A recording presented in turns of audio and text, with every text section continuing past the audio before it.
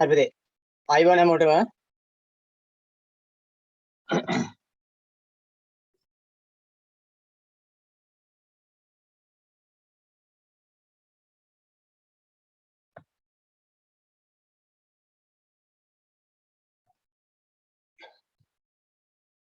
අපි එදා කතා කර අන්තිමට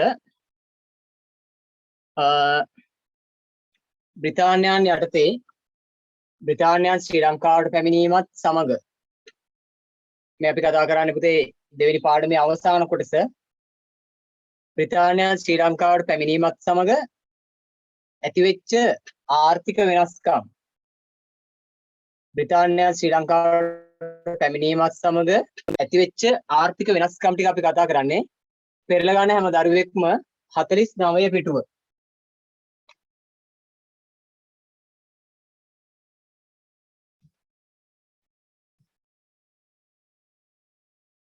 හතලිස් නවය පිටුව පෙරලා ගන්න. 49 පිටුව.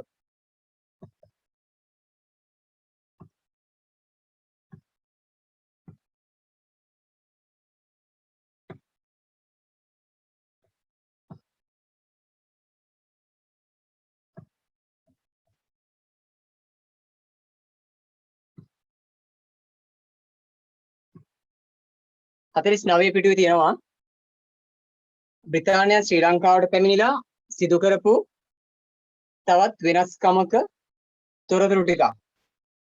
අපි ගිය සතියේ කතා කරා බ්‍රිතාන්‍යයන් ශ්‍රී ලංකාවට පැමිණීමත් සමග ශ්‍රී ලංකාව තුළ සිදු කළ ආර්ථික වෙනස්කම් ටික. බ්‍රිතාන්‍යයන් ශ්‍රී ලංකාවට පැමිණිලා ශ්‍රී ලංකාව තුළ සිදු කරපු ආර්ථික වෙනස්කම් ටික අපි කතා කරා.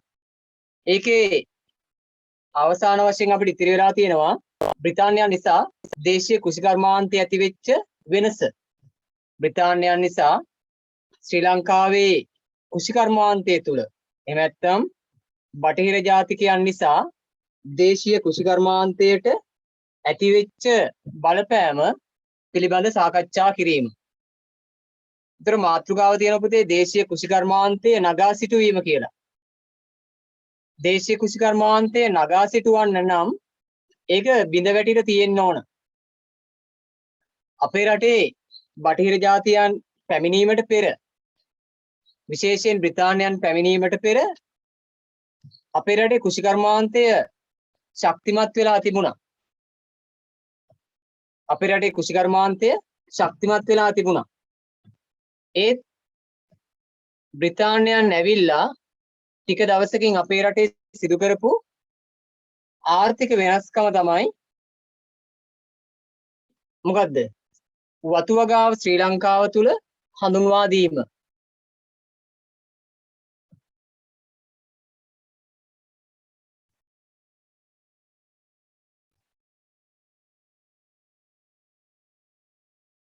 වතු වගාව ශ්‍රී ලංකාව තුල හඳුන්වා දීම බ්‍රිතාන්‍යයන් කරපු ප්‍රධාන ආර්ථික වෙනස්කමක්. ඒ ආර්ථික වෙනස්කමේ ප්‍රතිඵලයක් ලෙස අපේ කෘෂිකර්මාන්තය බිඳ වැටීමට ලක් වෙනවා. මේ බලන්නකෝ පුතේ.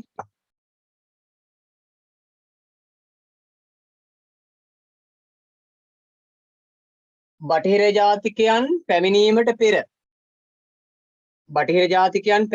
පෙර අපේ රට තුල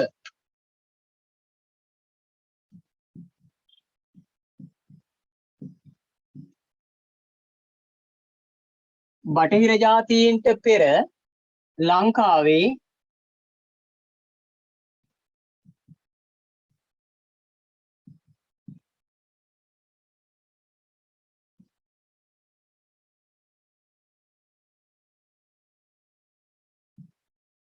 බටහිර ජාතිකයන්ට පෙර කෘෂිකර්මාන්ත ඉතා දියුණුයි අපේ රටේ. බටහිර ජාතිකයන්ට පෙර පෘතුගීසින් ඇවිල්ලා සුළු වශයෙන් ආර්ථික වෙනස්කම් කරා.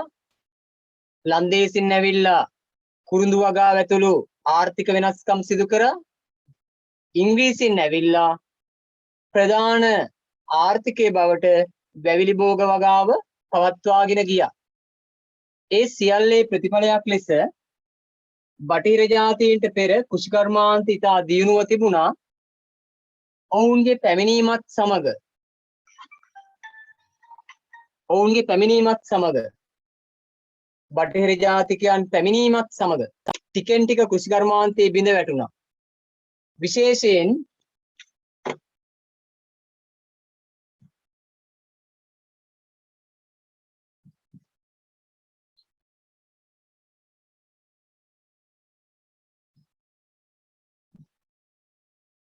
බ්‍රිතාන්‍ය යටත් විජිතය තුලින්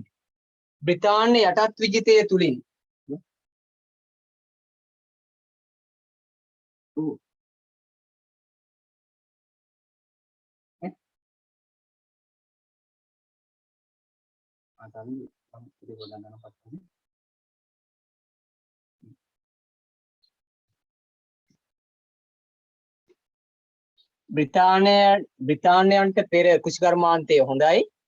බ්‍රිතාන්‍ය යටත් විජිතය තුලින් දේශීය කෘෂිකර්මාන්තය විශාල වශයෙන් පරිහානියට ලක් වෙනවා.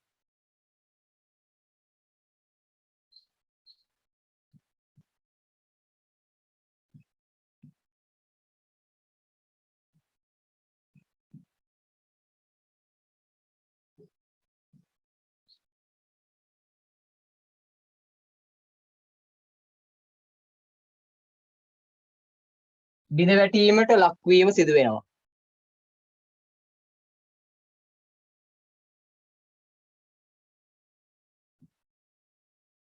දේශීය කෘෂිකර්මාන්තය බිඳ වැටීමට ලක් වුණා. දැන් අපි පුතේ මෙතෙක් දවස් කතා කරමින් ආවා මේ දෙවෙනි පාඩම. දැන් අද පාඩම අවසానයි. ලියන්න එපා මොකුත් මම ලියන්න කිව්වේ නෑ. හරිනේ. ලියන්න එපා පුතේ මොකුත් ලියන්න ඕනේ නෑ. අහන් ඉන්න. අවශ්‍ය ටික මම ලියන්න දෙන්නම්. හරිනේ. මොනවත් ලියන්න එපා. අහගෙන ඉන්න. හරිනේ. දැන් පාඩමට මුල ඉඳලා සම්බන්ධ වෙච්ච දරුවෝ ඉන්නවා. අලුතින් සම්බන්ධ වෙච්ච අය ඉන්නවා. පටන් ගන්න වෙලාවේ සිට අවසාන වෙලාව වෙනකම් පන්තියේ රැඳී සිටින්න. එතකොට තමයි ඔබට මේ පාඩම හොඳින් අවබෝධ වෙන්නේ. ටික වෙලාවක් ඉඳලා අතෑරලා දාලා යනවා. එක්ක වෙන පන්තියකට සම්බන්ධ වෙනවා. එහෙම නැත්නම් ඕනේ නැහැ කියලා හිතෙනවා. එහෙම වුණොත් පුතේ කවදාවත් ඉගෙන ගන්න වෙන්නේ නැහැ. ඔබට මගෙන් මේ ඉතිහාස ඉගෙන ගන්න ලැබෙනවා කියන්නේ මේ පාඩම් මාතෘකාව බොහොම සරල එකක් වෙනවා. ඒ නිසා හැම දරුවෙක්ම හොඳින් පාඩම අවබෝධ කරගන්න. දැන් මෙතෙක් දවස් අපි පාඩම් ටික ඉගෙන ගත්තා. ඒ පාඩමට සම්බන්ධ වෙච්ච අය හොඳට පාඩම තේරුම් ගන්න තියෙන්නේ. ඒ නිසා හැම දරුවෙක්ම පාඩමේ අවසාන කොටස උනක් කමක් නැහැ. අද ටික හොඳට තේරුම් ගන්න. අද අලුත් මාතෘකාවක් අපිට තියෙන්නේ. ඒතර අද ටික හොඳට තේරුම් ගන්නවා. ඒ විදිහට පාඩමට මනවින් අවධානය යොමු කරමු. right. එතකොට පුතේ බටහිර ජාතිකයන් පැමිණෙන්නට පෙර අපේ රටේ කෘෂිකර්මාන්තය හොඳට තිබුණා. අපේ රටේ ස්වයංපෝෂිත ආර්ථිකයක් තිබුණා. ජලාශිත ශිෂ්ටාචාරය තුල අවශ්‍ය දේවල් අපේ රට තුල අපි නිපදවා ගත්තා. හැබැයි බටහිර ජාතිකයන් පැමිණීමත් එක්ක ඒවයි විශාල වෙනස්කම් ටිකක් සිදු වෙනවා. බටහිර ජාතිකයන් අපේ රටවල් යටත් කරගන්නේ අපේ රට සංවර්ධනය කරන්න නෙමෙයි. ඔවුන්ගේ වෙළඳ අරමුණු ඉෂ්ට කරගන්න. බටහිර ජාතීන් අපේ රටට එන්නේ අපේ රට විතරක් නෙමෙයි. දුබල රටවල් ගොඩක් යටත් කරගත්තේ ඒ රටවල් වලින් ඒ බටහිර ජාතිකයන්ට තමන්ගේ ආර්ථිකය ශක්තිමත් කර ගැනීමට අවශ්‍ය දේ ගන්න. එහෙම නැත්නම් වෙළඳ අරමුණු ඉටු කර ගන්න. ඒකටයි එතෙන්ට සම්බන්ධ වෙන්නේ. එතකොට අපේ රටට ආපු තුන්වෙනි බටහිර ජාතීන් තමයි බ්‍රිතාන්‍යයන්. බ්‍රිතාන්‍යයන් එනකොටත් අපේ රටේ දේශීය කෘෂිකර්මාන්තය යම් සංවර්ධනයක තිබුණා. ඇයි ඒ දක්වා ඉඳපු රජවරුන් කෘෂිකර්මාන්තයට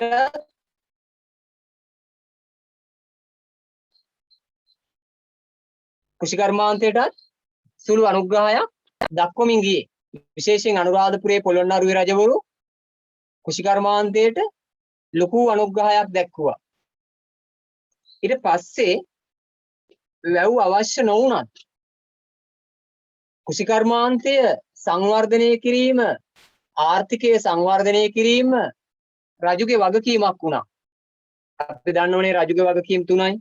පාලනය, ආගම, ආර්ථිකය ශක්තිමත් කිරීම. පාලනය, ආගම, ආර්ථිකය ශක්තිමත් කිරීම රජවරුන්ගේ ප්‍රධාන වගකීමක් වුණා. එතකොට රජවරු නැති කාල බ්‍රිතාන්‍යයන් යටත් කර ගැනීමත් එක්ක අපිට රජවරු නැහිමි වුණා.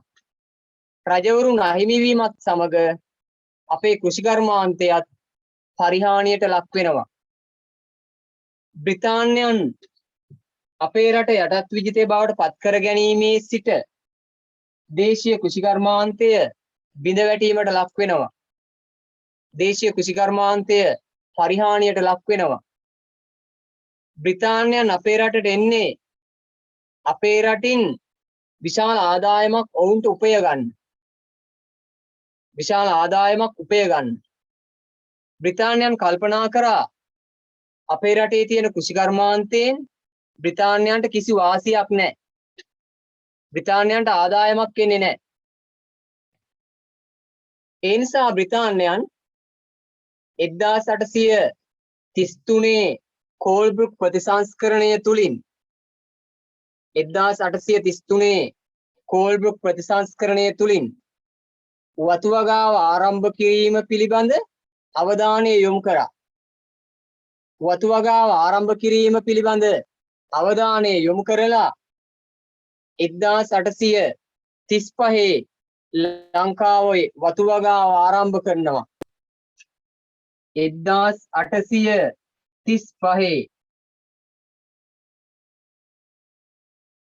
වතු වගාව ආරම්භ කරන්න පටන් ගත්තා. වතු වගාව ආරම්භ කිරීමත් එක්ක බ්‍රිතාන්‍යයන් වතු වගාව දියුණු කිරීමට යොමු වනවා මිස කෘෂිකර්මාන්තය ගැන කිසිදු සැලකිල්ලක් දැක්ුවේ නැත.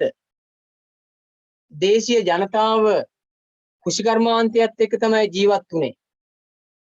වී ගොවිතැන, හේන් ආශ්‍රිත හේන් ගොවිතැන, සත්ව පාලනය, ගෙවතු වගාව මේ කෘෂිකාර්මික ජීවන වෘත්තීන් වුණා. සත්ව පාලනය සුලභ වශයෙන් දකින්න පුළුවන්.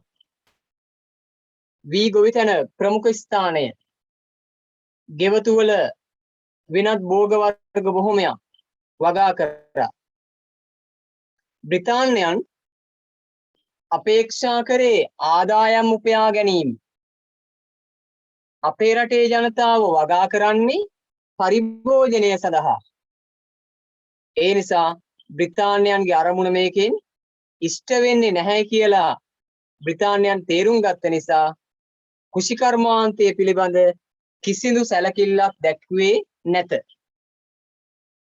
කෘෂිකර්මාන්තය ගැන සැලකිල්ලක් දක්වන්නේ නැතිව වතු වගාව දියුණු කරන්න වැඩ සිදු කළා. අපේ දේශීය ජනතාවට කිව්වා වතු වල වැඩ කරන්න එන්න කියලා. දේශීය ජනතාවට වතු වල වැඩ කරන්න එන්න කිව්වා. ජනතාව ගියේ නෑ. කෘෂිකර්මාන්තේ නිරත වෙමින් හිටියා. පස්සේ බ්‍රිතාන්‍යයන් කරේ මොකද්ද? වැව් ප්‍රතිසංස්කරණය කරේ නෑ. ඇලවල් ප්‍රතිසංස්කරණය කරේ නෑ. කෘෂිකර්මාන්තය ගැන කිසිදු සැලකිල්ලක් දැක්ුවේ නෑ. කෘෂිකර්මාන්තයට කිසිදු අනුග්‍රහයක් දැක්ුවේ නෑ. එතකොට අපේ ජනතාවට කෘෂිකර්මාන්තය කරගෙන යන්න විදියක් නෑ. ජනතාව කෘෂිකර්මාන්තයෙන් ටික ටික ගිලිහෙනවා. ඇයි? වැවෙන් වතුර ටික ගන්න වැව ප්‍රතිසංස්කරණය වෙන්නේ නැහැ. අමුණ ප්‍රතිසංස්කරණය වෙන්නේ නැහැ. ඇල නිසි ආකාරයෙන් නඩත්තු වෙන්නේ නැහැ. එතකොට කෘෂිකාර්මික බිම් පුරන් බිම් බවට පත් වෙන පටන් ගත්තා. කෘෂිකර්මාන්තයට අවශ්‍ය දේ ලබා නොදෙනකොට කුෂිකර්මාන්තයෙන් ජනතාව ගිලිහෙනවා. අන්නේ ගිලිහිණු ජනතාව බ්‍රිතාන්‍යයන් වතුවල වැඩට ගත්තා. කුෂිකර්මාන්තයේ තිබුණොත් තමයි වතුවල වැඩට ශ්‍රමිකයෝ එන්නේ නැත්තේ. කුෂිකර්මාන්තයට අනුග්‍රහය නැති වෙනකොට කුෂිකර්මාන්තය අතෑරලා දාලා අපේ ගොවි ජනතාව වතුවල වැඩට යනවා. ඒත් මදි නිසා දකුණු ඉන්දියාවෙන් කුලී කම්කරුවන් විශාල ප්‍රමාණයක් ගෙන්ව ගත්තා. ඊට පස්සේ මෙයාලා වතු වගාවට තවත් ඉඩම් අවශ්‍ය වුණා. ඉඩම් අවශ්‍ය වෙච්ච නිසා 1840 දී මෙයාලා මුඩුබිම් පනත කියන පනතක් ගැහුවා. මුඩුබිම් පනත. ඒ මුඩුබිම් පනතේ විශේෂත්වය තමයි නීත්‍යානුකූල අයිතියක් නැති වගාවන් නොකළ ඉඩම් සියල්ල බ්‍රිතාන්‍යයන්ට පවරගත්තා. වගා නොකරපු නීත්‍යානුකූල අයිතියක් නැති ඉඩම් ටික බ්‍රිතාන්‍යය පවරගත්තා. පවරගෙන ඒවා ව්‍යාපාරිකයන්ට විකුණනවා. ව්‍යාපාරිකයන්ට විකිණීමෙන් ලාභයක් ලැබුවා. එම ව්‍යාපාරිකයන් එම ඉඩම් වල වතු වගාව ආරම්භ කරා. ඊට පස්සේ ඒ වතු වගාවේ අස්වැන්න බ්‍රිතාන්‍යයන් ගත්තා. එතනින් ආදායමක් ලබා ගත්තා. ඒ කට්ටිය ඒ නිෂ්පාදනය කරන දේවල් බ්‍රිතාන්‍යයන් මිලදී ගත්තා. අන්න ඒ විදියට බ්‍රිතාන්‍යයන් වතු වගාවට විශේෂ අවධානයක් යොමු කරනවා. වතු වගාවට බ්‍රිතාන්‍යයන් විශේෂ අවධානයක් යොමු කරනකොට අපේ කෘෂිකර්මාන්තය එන්න පරිහානියට ලක් වෙනවා. විශේෂයෙන් අර වගා නොකරපු ඉඩම් ටික තියාගත්තේ සත්ව පාලනයට. ඒ වගේම කෘෂිකර්මාන්තයට අවශ්‍ය එකිනෙක පැලයිනි. එහෙම නැත්නම් අපි කියනවා ඒවට අවශ්‍ය අර වැටවල් හදන්න, ඒවට අවශ්‍ය කෝටු, ඒව ගන්න තමයි ඒව තියාගත්තේ. සත්ව පාලනයට තියාගත්තේ. ඒ ඔක්කොම අහිමි වුණා. බ්‍රිතාන්‍යයන් වතු වගාවට විශාල අනුග්‍රහයක් දක්වනවා. අපේ කෘෂිකර්මාන්තය පිරිහෙන්න පටන් ගත්තා. ජනතාව අපේක්ෂා කරපු දේ බ්‍රිතාන්‍යයන් දුන්නේ නැත. බ්‍රිතාන්‍යයන් 1815 ගිවිසුම ගහනකොට උඩරට සම්ප්‍රදායන් කෘෂිකර්මාන්තය වෙනස් කරන්නේ නැහැ කියලා ගිවිසුම ගැහුවේ. දැන් ඒව වෙනස් වෙලා. පස්සේ කෘෂිකර්මාන්තයට අනුග්‍රහය ඕන කියලා අපේ ජාතික නායකයෝ අරගල කරා. විශේෂයෙන් 1848 නිදහස් අරගලය ටොරින්ටන් ආණ්ඩුකාරවරයාගේ බදු ප්‍රතිපත්තිය මත ආරම්භ වෙච්ච කැරැල්ලේ තවත් යෝජනාවක් උනේ මොකද්ද? දේශීය කෘෂිකර්මාන්තය නගා සිටුවන්න. දේශීය කෘෂිකර්මාන්තයට අනුග්‍රහය දෙන්න කියන තේමා පාඩයත් එම අරගලයට එකතු කරගත්තා. ඒ කියන්නේ ඒ තරම් අපේ කෘෂිකර්මාන්තය බ්‍රිතාන්‍යයන් නිසා පරිහානියට ලක් වෙලා තියෙනවා. එහෙනම් දේශීය කෘෂිකර්මාන්තය බටහිර ජාතිකයන් නිසා විශේෂයෙන් බ්‍රිතාන්‍යයන් නිසා පරිහානියට ලක් වුණා. පස්සේ කාලේ 1848 අරගලෙන් පස්සේ යලි කෘෂිකර්මාන්තය නගා සිටුවන්න අර බ්‍රිතාන්‍යයන් අවධානය ආයි යොමු කරා. මුලින් කෘෂිකර්මාන්තයට කිසිදු අනුග්‍රහයක් දැම්මේ නැහැ. වතු වගාව ආරම්භ කරා. 1840 ඉඩම් පනත එහෙම නැත්නම් කියනවා මුඩුබිම් පනත ක්‍රියාත්මක කරා. ඒවත් එක්කම ජනතාවට ඇති වෙච්ච ගැටලු වැඩි වෙච්ච නිසා 1848 අරගලයක් ඇති වුණා. ඒ අරගලයෙන් පස්සේ ඉතින් මැසේජ් එක ආයෙ වන්න පොඩ්ඩක් මම දැක්කේ නැහැ. ඒ අරගලයෙන් පස්සේ තමයි කුෂිකර්මාන්තයට සුළු හෝ අනුග්‍රහයක් දක්වන්න තීරණය කරේ.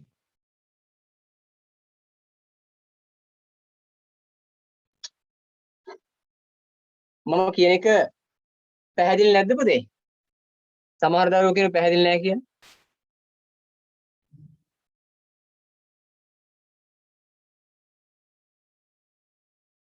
කියන ඒවා පැහැදිලි නැද්ද?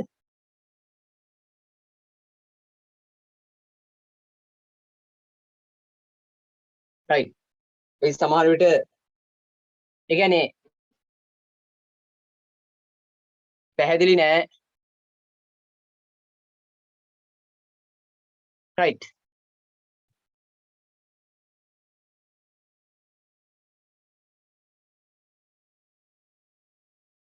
right ඇති. එතකොට මම හිතන්නේ දුරකථන තරංග මාලාවල ගැටලුවක්ද?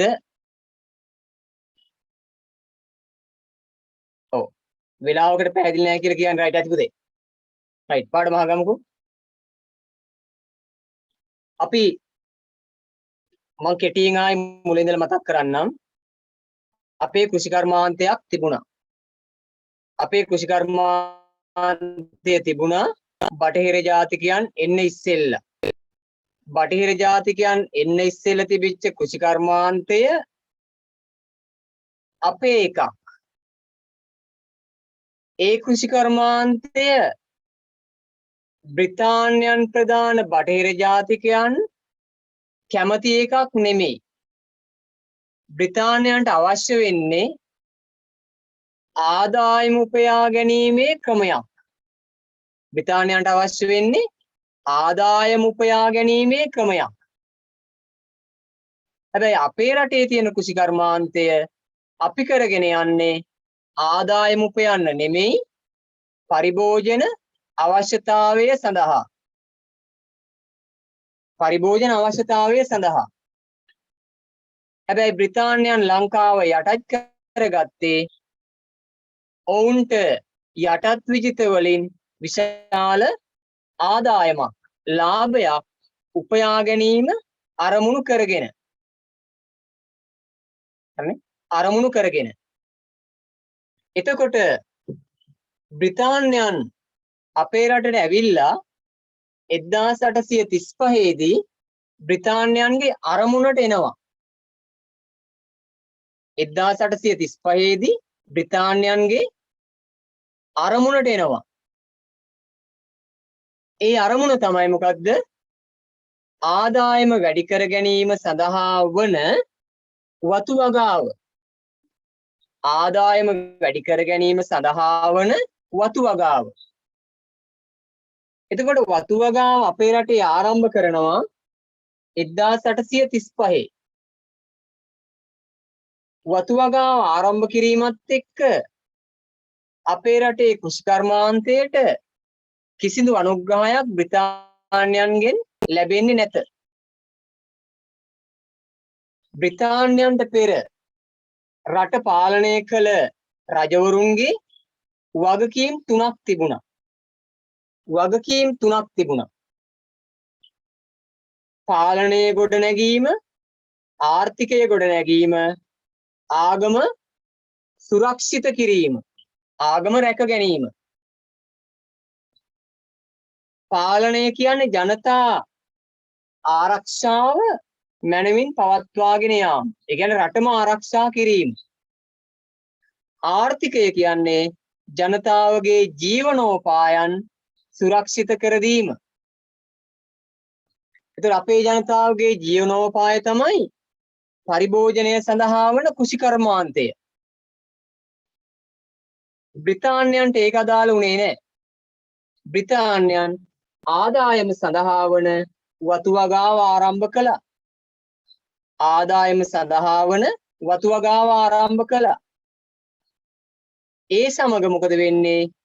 අපේ රටේ කෘෂිකර්මාන්තය එන්න පිරිහෙන්නට පටන් ගත්තා. බ්‍රිතාන්‍යයන් තවත් වැඩක් කරනවා 1840 දී මුඩුබිම් පනත එහෙම නැත්නම් ඉඩම් පනත ක්‍රියාත්මක කළා. ඉඩම් පනත තුලින් එයාලා කරේ මොකද්ද? නීත්‍යානුකූල අයිතියක් නැති වගාවන් සිදු නොකළ සියලු ඉඩම් බ්‍රිතාන්‍යයන් පවරගත්තා. එම පනත යටතේ බ්‍රිතාන්‍යයන් සියලු ඉඩම් ටික පවර ගන්නවා. නීත්‍යානුකූල අයිතියක් අවුරුදු 30ක කාලයක් තුල අයිතියක් තහවුරු කරන්න බැරි. වගාවන් සිදු නොකරපු ඉඩම් පවරගත්තා. පවරගත්තේ මොකටද? වතු වගාව තවත් දියුණු කරන්න. ඒ සියල්ලේ ප්‍රතිඵලයක් ලෙස අපේ කෘෂිකර්මාන්තය තවදුරටත් පිරිහෙනවා. සත්ව පාලනය, වී ගොවිතැන, සත්ව පාලනය, වී ගොවිතැන, ගෙවතු වගාව මෙන්න මේවා පිරිහෙන්න පටන් ගත්තා. වතු වගාව කරන අයට ඕනතරම් අනුග්‍රහය දෙනවා. ඒ අයට අඩු මිලට ඉඩම් දුන්නා. වගාවන් කරනකොට අනුග්‍රහයන් දැක්වුවා. කෘෂිකර්මාන්තය ගැන කිසිදු සැලකිල්ලක් නැත. එතකොට අපේ කෘෂිකර්මාන්තේ නිරත වෙච්ච ගොවීන් මොකද කරේ? කෘෂිකර්මාන්තේ ටික ටික අතහරින්න පටන් ගත්තා. ඇයි? කෘෂිකර්මාන්තයට අවශ්‍ය ජලය නැත. අවශ්‍ය බීජ වර්ග අනිකුත් සේවාවන් බ්‍රිතාන්‍යයන්ගෙන් සැපයෙන්නේ නැහැ. ඒ නිසා කෘෂිකර්මාන්තයෙන් ගිලිහෙච්ච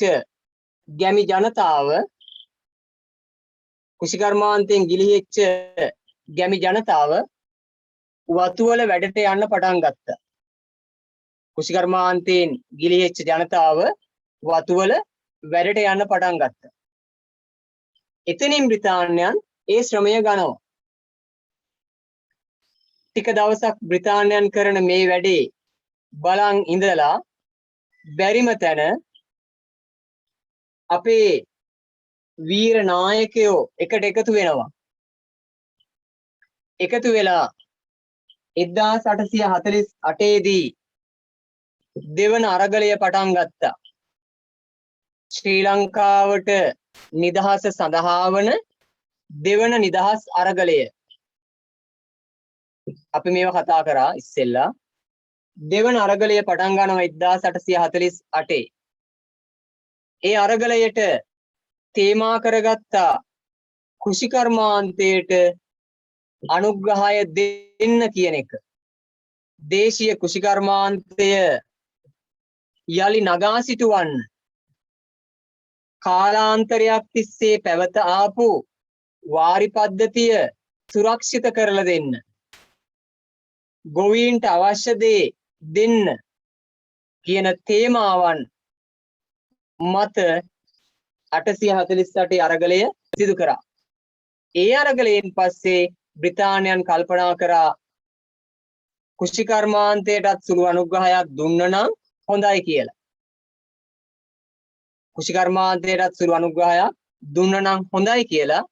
කෘෂිකර්මාන්තය කෙරෙහි පසුකාලීන ආණ්ඩුකාරවරු අවධානය යොමු කරා.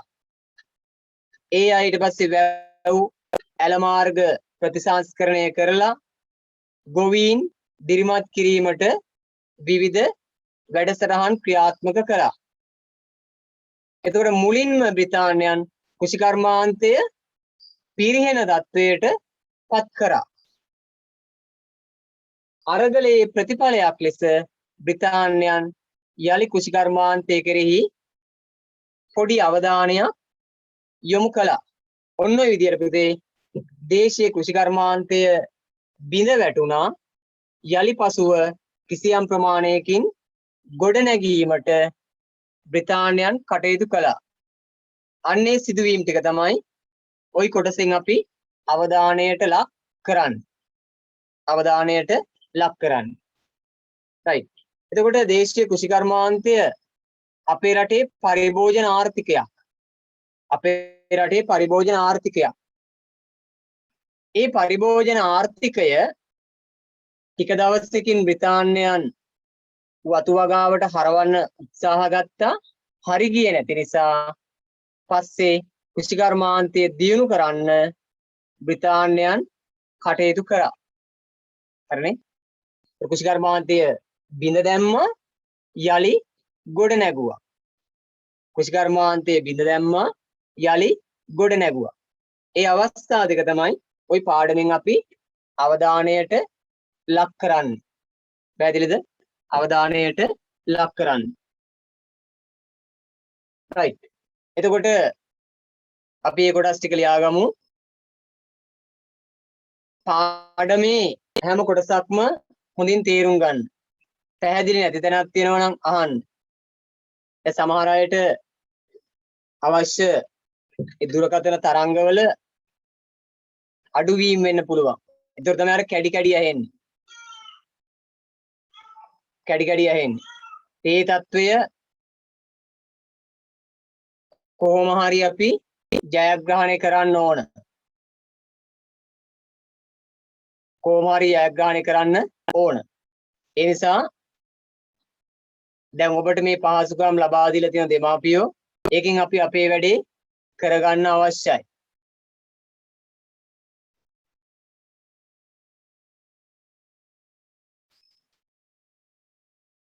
කරගන්න අවශ්‍යයි. ඒ අනුව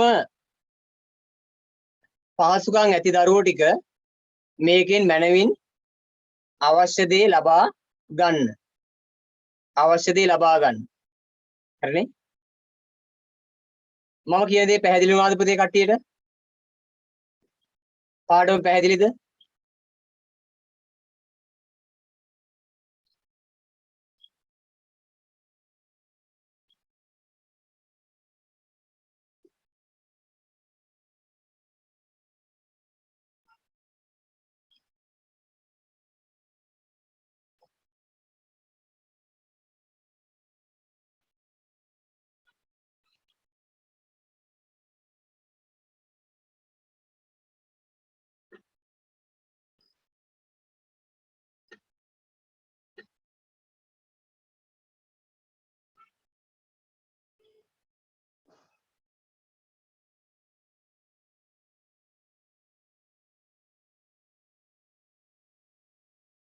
right.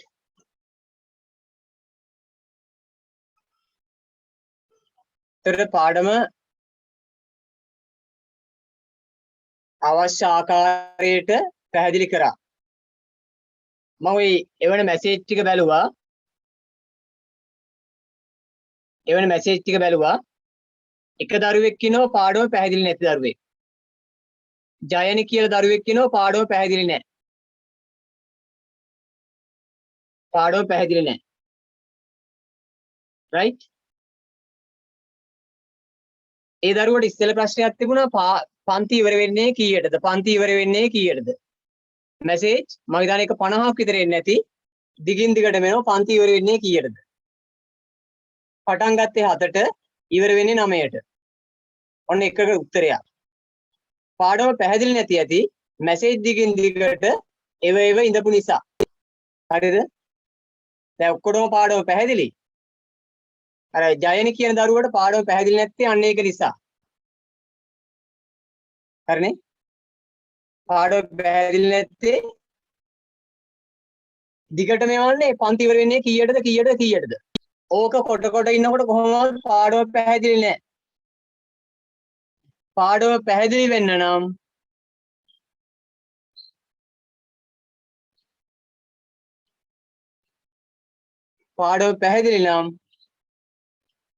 ඒ පාඩමට හොඳ අවධානය යොමු කරලා තියෙන්න ඕන.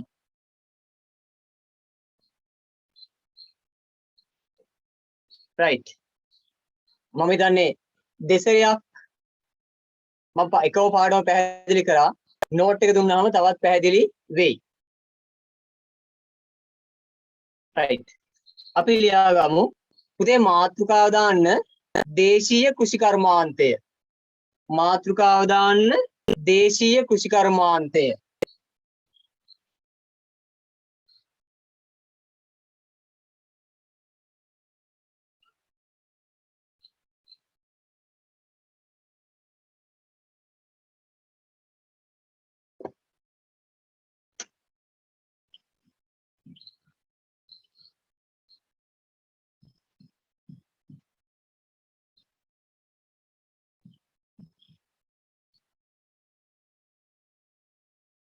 දේශීය කෘෂිකර්මාන්තය. නගා සිටුවීම කියලා දාන්න එපා. නගා සිටුවීම කියලා දාන්න එපා. දේශීය කෘෂිකර්මාන්තය කියලා විතරයි දාන්න. හරිනේ? දේශීය කෘෂිකර්මාන්තය. නගා සිටුවන්න එපා. බිඳ වැටිලා. හරිනේ? right. දේශීය කෘෂිකර්මාන්තය. ඒතර දේශීය කෘෂිකර්මාන්තය පිළිබඳව අනේ මේ තේරෙන්නේ නැති දරුවෙක් කියනවා මේ පාඩම පන්ති ඉවරනට පස්සේ මට කතා කරන්න මේකට.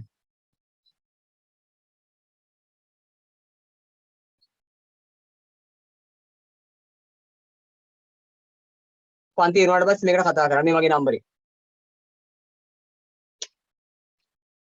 right. තේරෙන්නේ නැති එක දරුවෙක් හරි ඉන්නවා නම් යාට කියලා දෙන්න ඕන. ඒ නිසා ඒ ටික මම පැහැදිලි කරලා දෙන්නම්. මට කතා කරන්න පන්ති ඉවරනට පස්සේ.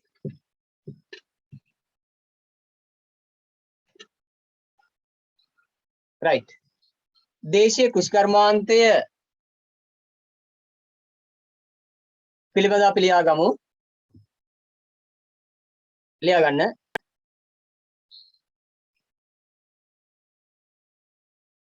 අතීත ශ්‍රී ලංකාවේ අතීත ශ්‍රී ලංකාවේ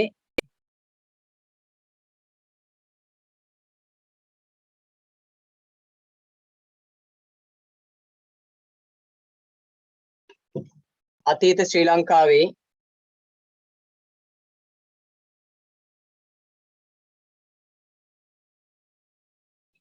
පැරණි රජවරුන්ගේ සිට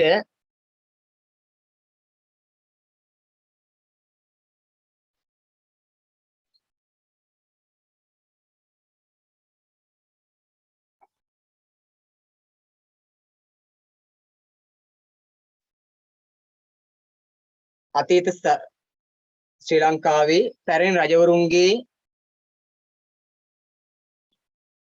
පාලන කාලයන් තුල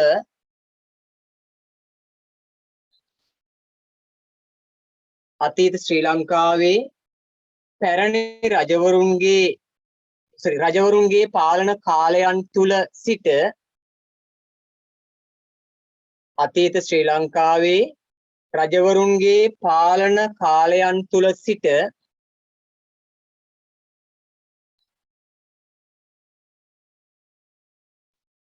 පාලන කාලයන් තුල සිට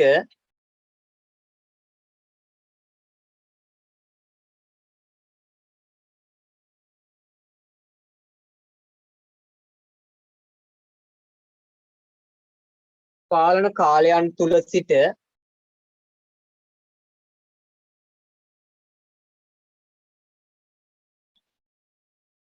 පාලන කාලයන් තුල සිට 1815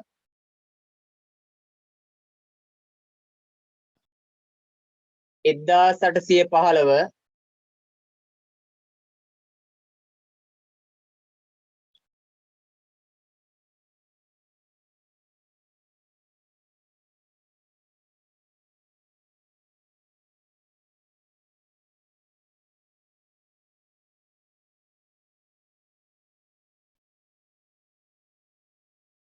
1815 බ්‍රිතාන්‍ය යටත් විජිතය දක්වා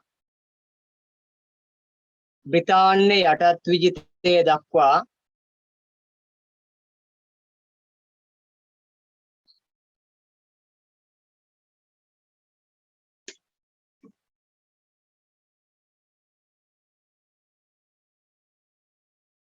බ්‍රිතාන්‍ය යටත් විජිතය දක්වා බොහෝ පාලකයින් බොහෝ පාලකයින්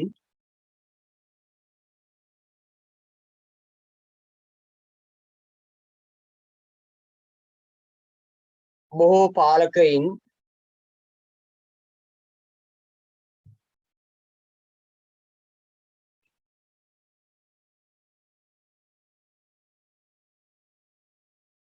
කෘෂිකර්මාන්තය සංවර්ධනය සඳහා කෘෂිකර්මාන්තය සංවර්ධනය සඳහා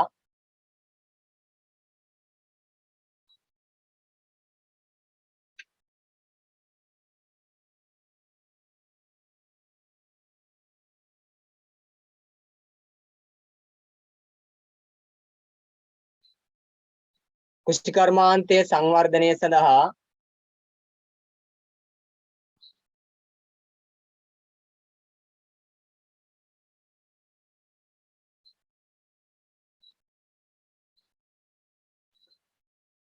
විවිධ අනුග්‍රහයන්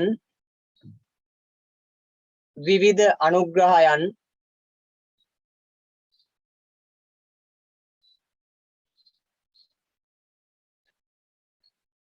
විවිධ අනුග්‍රහයන් දක්වන ලදී විවිධ අනුග්‍රහයන් දක්වන ලදී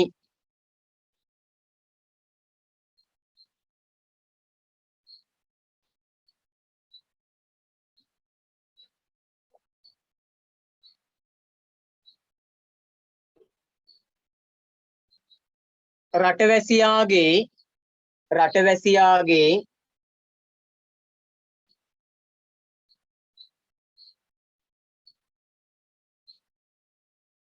රටවැසියාගේ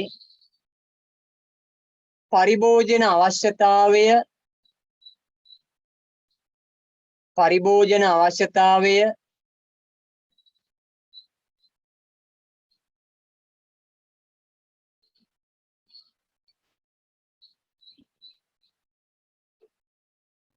ගොඩනැගීම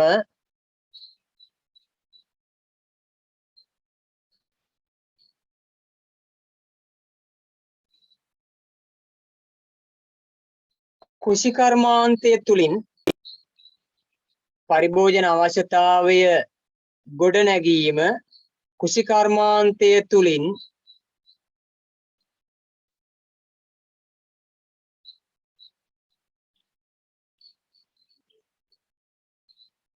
කෘෂිකර්මාන්තය තුළින් මැනවින් සිදුවිය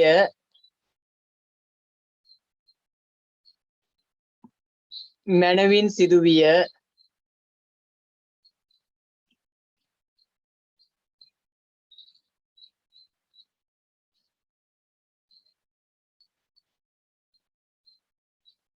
මැනවින් සිදුවිය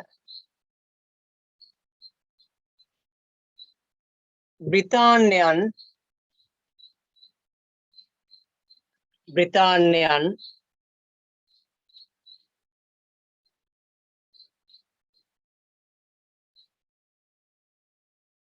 මං ස්ලෝ එකේ කියවන්නම් බ්‍රිතාන්‍යයන් මෙරට යටත් කර ගැනීමේ මෙරට යටත් කර ගැනීමේ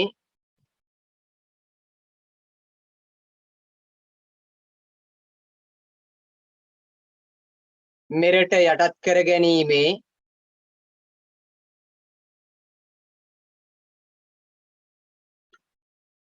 අරමුණ වූයේ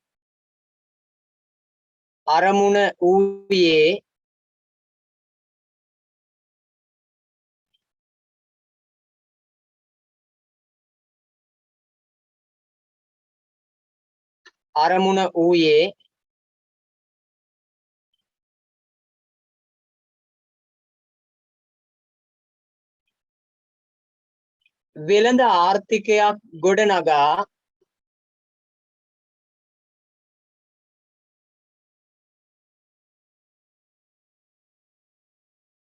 වෙළඳ ආර්ථිකයක් ගොඩනගා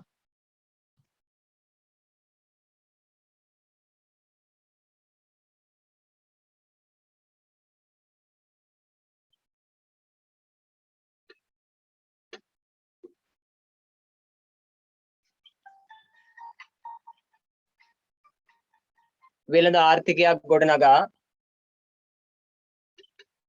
වැඩි ආදායමක් උපයා ගැනීමයි වැඩි ආදායමක් උපයා ගැනීමයි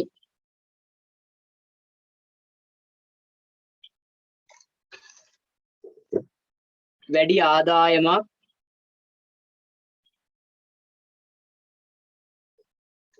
උපයා ගැනීමයි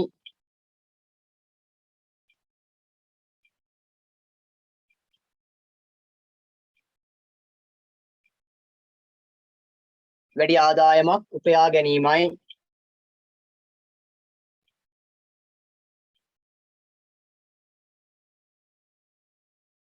කුෂිකර්මාන්තය පවත්වාගෙන යාමේදී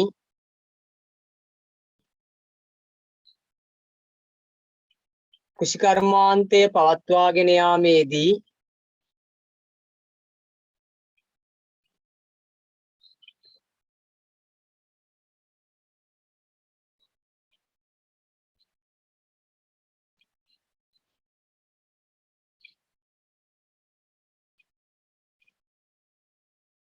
බ්‍රිතාන්‍ය අරමුණ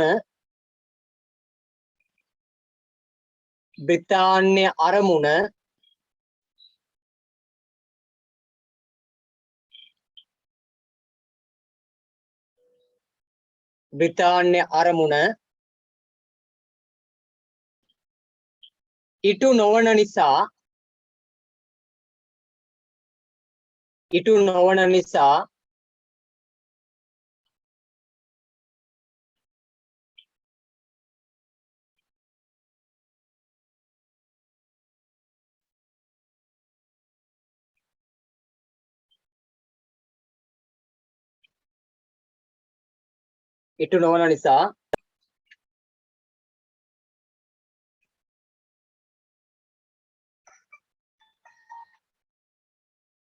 නොවන නිසා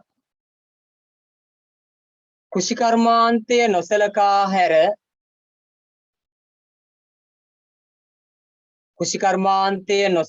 හැර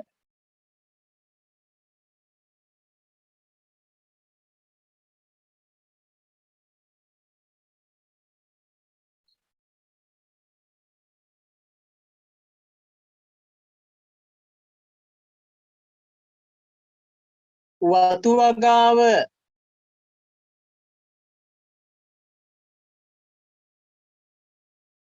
ව්‍යාප්ත කිරීමට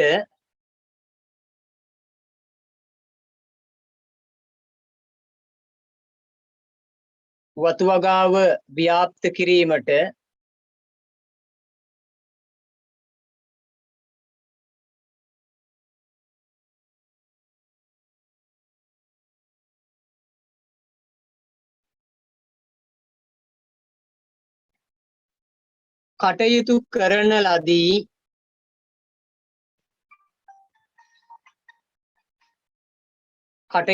ලදී.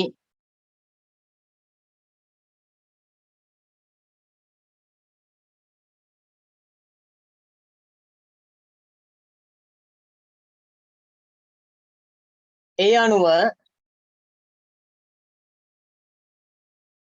අනුව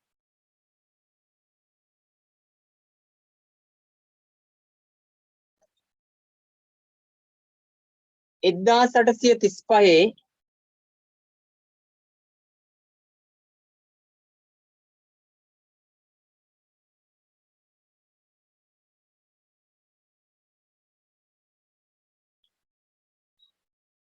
වතු වගාව ඇරඹීමට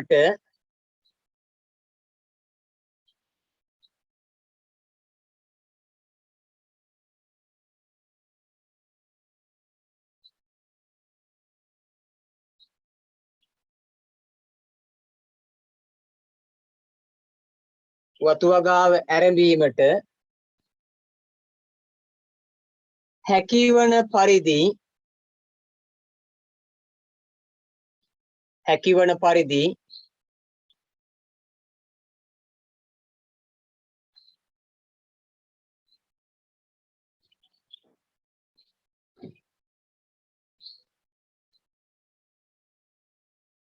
1835 වතු වගාව ඇරඹීමට හැකිවන පරිදි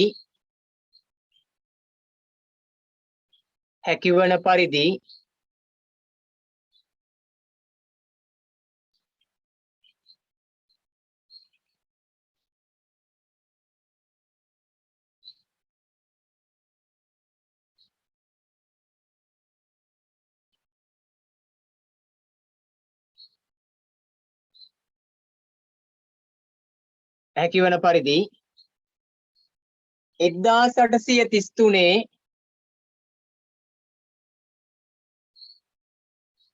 1833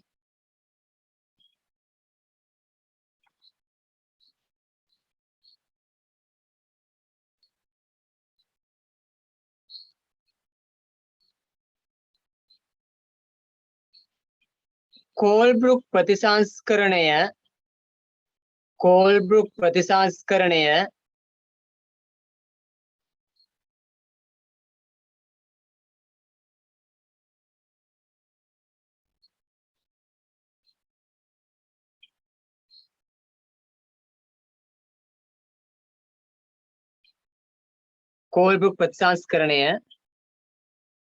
ක්‍රියාවට නංවන ලදී.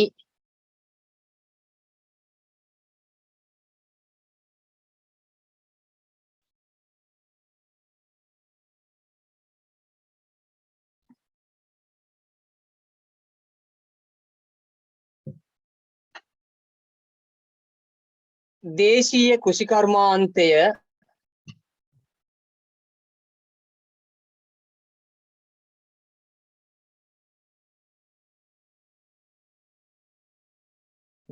කෘෂිකර්මාන්තය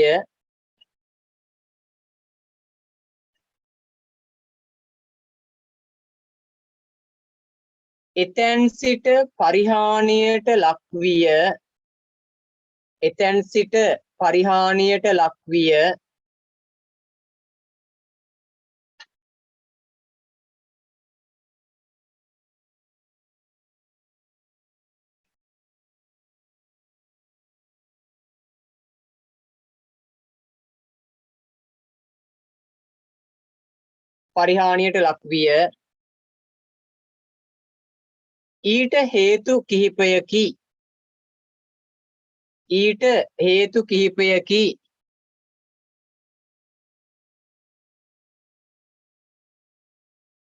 ඊට හේතු කිහිපයකි. වේග වැඩිද පුතේ?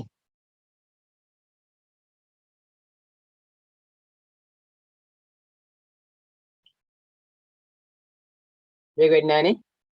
නෑ. ඔය අතරේ දෙන්නේ අර වැඩ නොකර ඉඳපු නිසා අතරේ දෙන්නේ. හරිනේ?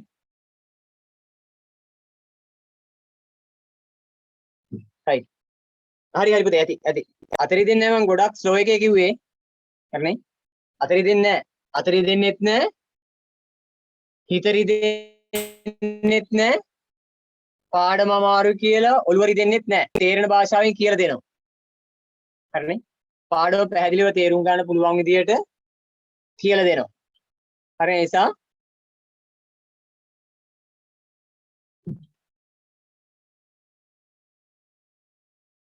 පුතේ මේ අපේ මේ අකුරු ඇකඩමි ඉගෙන ගන්න දරුවෝ අතර මේ එක්කෙනෙක් ඉන්නවා කොයි හරි මානසික රෝහලකින් පැනපු එකෙක්. අම්මා තාත්තා ෆෝන් එක අරන් දීලා තියෙනවා. මූ ඇවිල්ලා මේකේ පිස්සු නටනවා. අහිංසක දරුවන්ට මේ කොරෝනා සෞඛ්‍යමය තත්ත්වයක් එක්ක උගන්වන්න මම මහන්සි වෙනවා. මේ මෝංගල් පාට් දාන බුම්බෙක් ඇවිල්ලා මේකේ මැසේජ් දානවා. හරිද? අකුරු ඇකඩමියට කියලා කට් කරන්න පුළුවන්. නමුත් ඒ උන්ද දැනගන්න ඕන. හරිනේ? කරුණා කරලා මානසික ප්‍රශ්නයක් තියෙනවා නම් දෙමාපියන්ට කියලා බෙහෙත් ගන්න මේ අපේ වැඩේට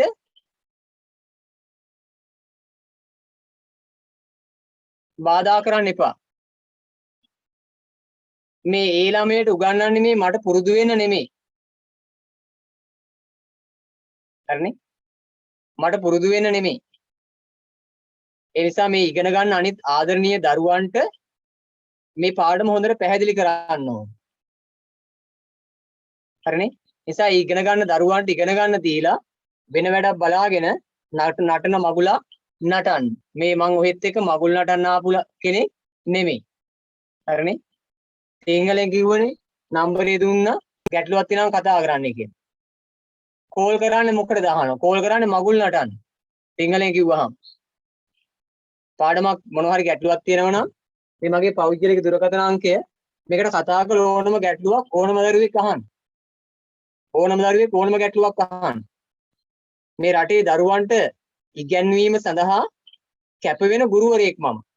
ඔබ නමේ 10 ළමයට උගන්වනවා, 11 ළමයට උගන්වනවා, 12 ළමයට උගන්වනවා, 13 ළමයට උගන්වනවා. ඒ වගේම 13 දෙවෙනි වර විභාග ලියන දරුවන්ටත් උගන්වනවා. හරිනේ? නිසා මේ බොහොම ඉහළ වයසේ ඉන්න තරුණ ළමයිටත් තේරෙන්න උගන්වනවා. ඔබට ඊට වඩා සරලව මේක තේරෙන්න උගන්වනවා.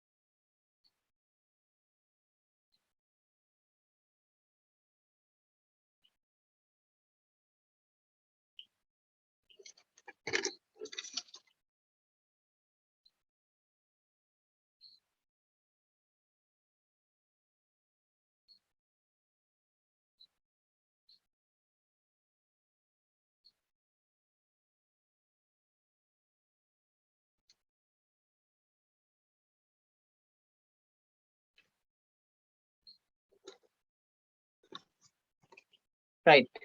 අපි පාඩම කරමු. කරුණු කිහිපයක් පහත දැක්වේ. right. මේ අහිංසක අම්මා තාත්තා ලොකු මුදලක් වියදම් කරලා මේ දැඩි පීඩාකාරී අනේ පුතේ එක දරුවෙකුට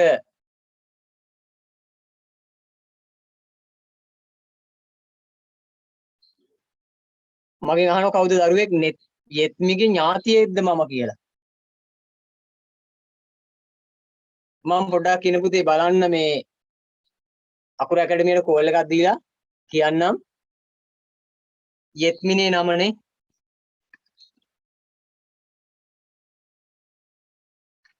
right.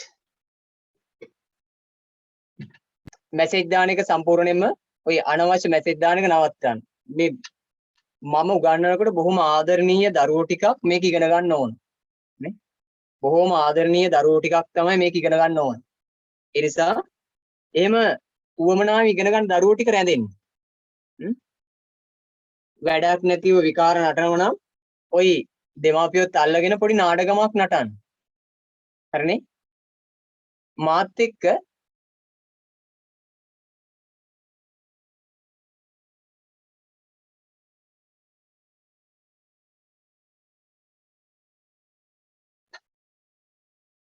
යෙත්මි කියන දරුවෙක් කවුද ඉන්නේ? යෙත්මි කියන දරුවෙක්.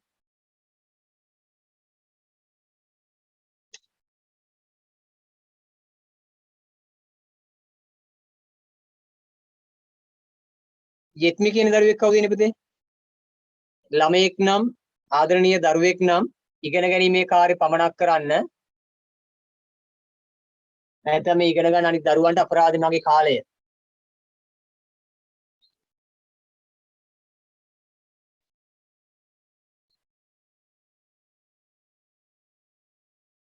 හරිනේ? ඕන මැසේජ් එකක් මගුලක් දාන්න කියන්න අපේ දරුවෝ ටික ආදරෙන් ඉගෙන ගන්න. හරිනේ? ඕන එකක් දමන්න කියන්නේ. ඒව බලන්න නැතුව මම කියන දේ අහගෙන ඉඳලා ඉගෙන ගන්න. හරිනේ? හරිනේ? ඔය ජයනි කියන ළමයෙකුයි යෙත්මි කියන ළමයෙකුයි තමයි මේ ප්‍රශ්නේ තියෙන්නේ. හරිනේ? ඒ දෙන්නම පන්තියෙන් අයින් වෙන්නකෝ. ඒ දෙන්නම පන්තියෙන් අයින් වෙන වැඩක් බලා ගන්න. නැත්නම් ගිහින් නිදා ගන්න. හරිනේ. යෙත්මි ජයනිද ජයනි. ඒ දෙන අයින් වෙන්න අපි අපේ වැඩේ කරමු. ඒතකොට ලේසි මේ වැඩේ කරන්න. හරිනේ. රයිට්. එතකොට අවස්ථා කිහිපයක් තියෙනවා. හරිනේ. අවස්ථා කිහිපයක්. පහළට ලියන්න පුතේ එක අංක දාලා ලියන්න. අංක දාලා ලියන්න.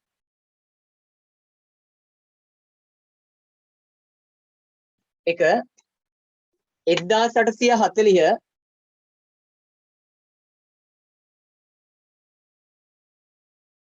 1840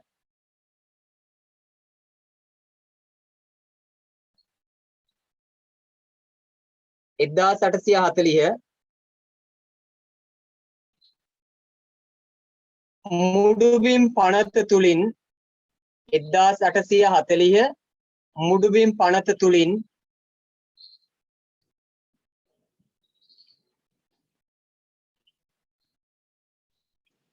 මුඩුබිම් පනත තුලින්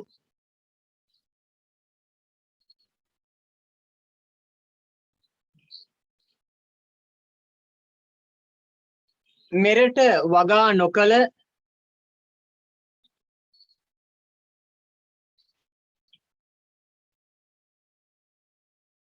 මෙරට වගා නොකළ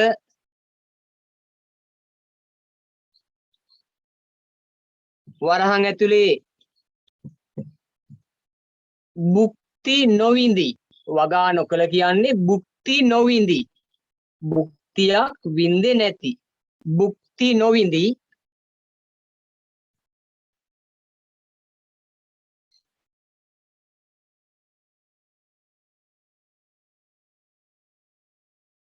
සහ නීත්‍යානුකූල අයිතිය නැති සහ නීත්‍යානුකූල අයිතිය නැති රෙකෝඩින් එක දානවා පුතේ නීත්‍යානුකූල අයිතිය නැති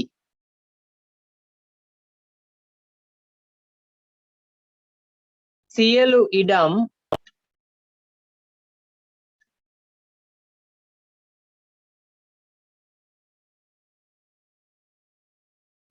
බ්‍රිතාන්‍යයන් පවරාගෙන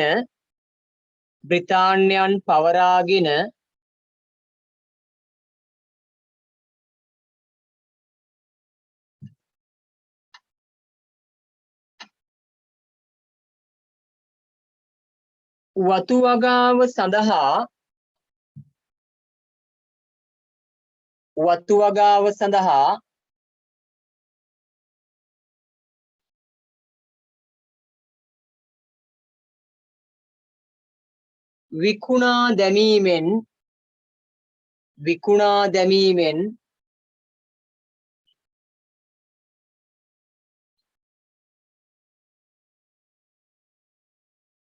විකුණා දැමීමෙන්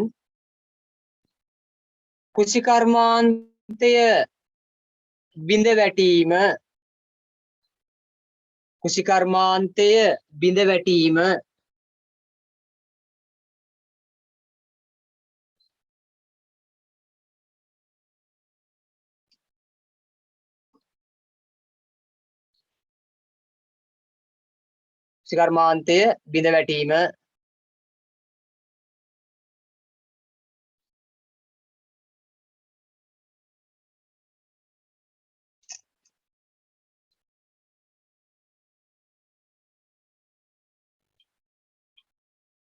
හරිනේ එතකොට මුඩුබිම් පනත නිසා සිදුවෙච්ච දේ මුඩුබිම් පනතත් එක්ක සිදුවෙච්ච දේ තමයි අපි කිව්වේ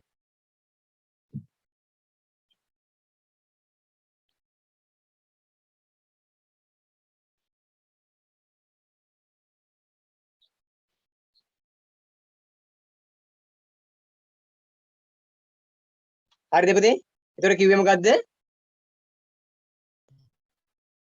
භුක්ති නොවිඳි මම ආයි කියන්නම් ඒ කියන්නේ මැද ඉඳලා භුක්ති නොවිඳි නීත්‍යානුකූල අයිතියක් නොමැති ඉඩම් බ්‍රිතාන්‍යයන් පවරාගෙන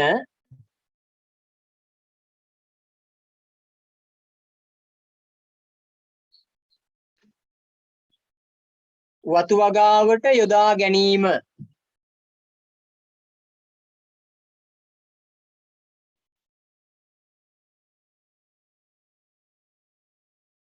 ඒකෙන් කුෂිකර්මාන්තයේ බිඳ වැටුණා.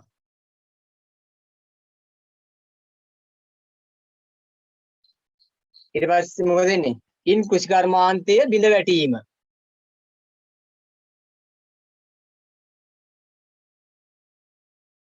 හරිනේ. ඉන් කුෂිකර්මාන්තයේ බිඳ වැටීම. හරිද පුතේ?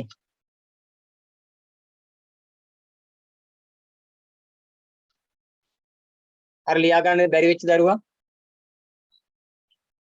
වරහණක් දාන්න කිව්වේ නෑ පුතේ. රයිට්. සමාධි හරිනේ පුතේ? රයිට්. දෙවෙනි කරුණ ලියන්න නැතුව අහගන්න. ලියන්න නැතුව අහගන්න දෙවෙනි කරුණ.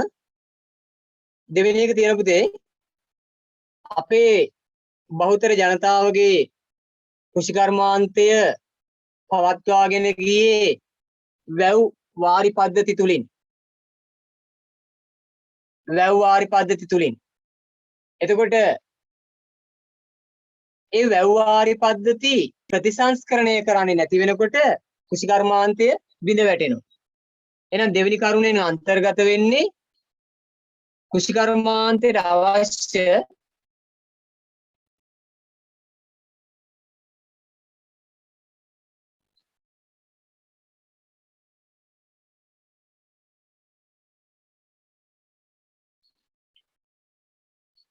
ජයනි කියලා දරුවෙක් මැසේජ් එකක් දානවා මේ අකුරු ඇකඩමි අනිත් සර්ලා වගේ නෙමෙයිලු මම. ඔව් මම ඉගෙන ගන්න දරුවාට බොහොම ආදරෙයි. අනිත් අයට යකා වගේ. මට කරන්න දෙයක් නැහැ මගේ හැටි. ඉගෙන ගන්න දරුවාට බොහොම ආදරෙයි. හරිද? ඊට පස්සේ මානසික වශයෙන් ප්‍රශ්න තියෙනවා නම් මම ඉතිහාස උගන්වන ගුරුවරයෙක් පමණයි වෛද්‍යවරයෙක් නෙමෙයි. මානසික වශයෙන් අවුල් තියෙන අය පන්තියට එන්න එපා. ඉගෙන ගන්න ඉතිහාසෙ ගැටලු තියෙන දරුවෝ විතරක් පන්තියට එන්න. හරිනේ? මනෝවෛද්‍යවරයෙක් නෙමෙයි මම ඉතිහාසය විෂය උගන්වන ගුරුවරයෙක්. රයිට්? සිංහල තේරෙන්නේ නැත්නම් වෙන භාෂාවකින් පරිවර්තනය කරලා ලබන සතිය කියන්න. ඒතර පළවෙනි කරුණ හරි දෙවෙනි කරුණ තියෙනවා. එතකොට කුෂිකර්මාන්තයට අවශ්‍ය වැව් වාරි පද්ධති සංවර්ධනය කළේ නැත. හරිනේ? ඊළඟට තියෙනවා තුන්වෙනි එක. රජයේ ඉඩම් විකිණීමේ ප්‍රතිපත්තිය සහ අපේ රටේ තියෙන ඉඩම් ටික විකුණන බ්‍රිතාන්‍යයන් ව්‍යාපාරිකයන්ට. එතකොට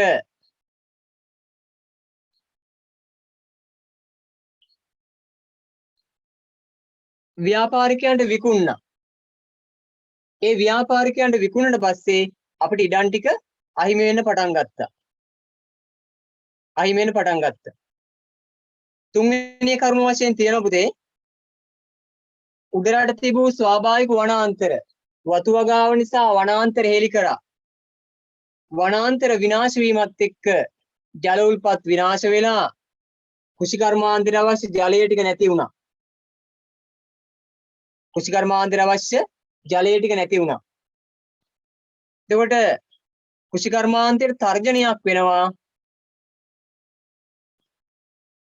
මේ වනාන්තර විනාශ කිරීම. ඊළඟ කරුණ තියෙනවා රාජකාරී ක්‍රමය අහෝසි කිරීම නිසා කුෂිකර්මාන්තයට ශ්‍රමය ගන්න විදියක් නැති වුණා. රාජකාරී ක්‍රමය අහෝසි කරන නිසා කුෂිකර්මාන්තයට ශ්‍රමය ගැනීම ගැටලුවක් බවට පත් වුණා. රයිට්. පළවෙනි කරුණ තමයි මුඩුබිම් පනතේ කරුණ.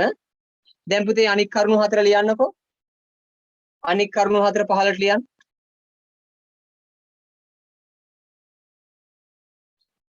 පළවෙනි කරුණ ලිව්වා. අනික් කරුණු හතර පහලට ලියන්නකෝ.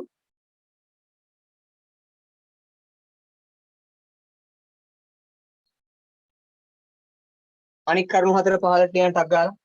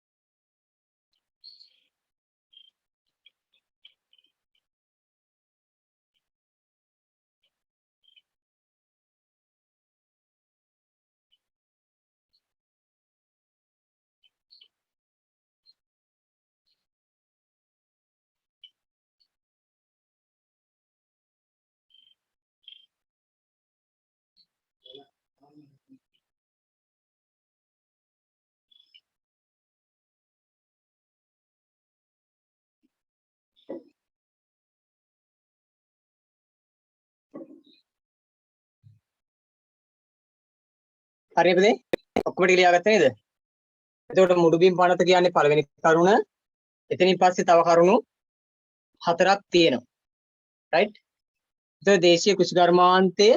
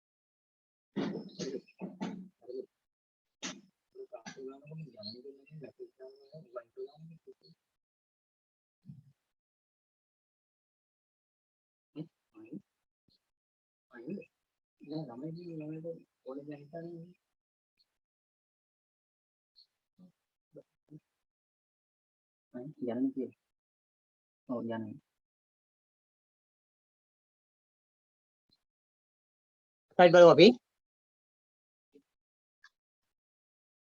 එතකොට අපි කතා කරේ පුතේ මුල ටිකේ දේශීය කෘෂිකර්මාන්තය බිඳ වැටීම කියන එක.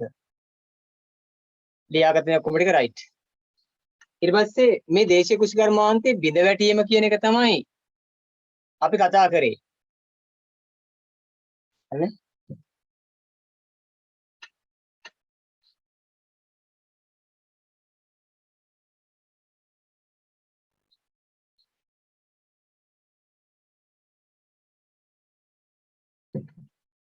රයිට්. දේශීය කෘෂිකර්මාන්තයට පණ දෙන්න. දේශීය කෘෂිකර්මාන්තයට පණ දෙන්න. ඊළඟට ක්‍රියාත්මක වෙනවා. හරිනේ? හරිනේ? එතකොට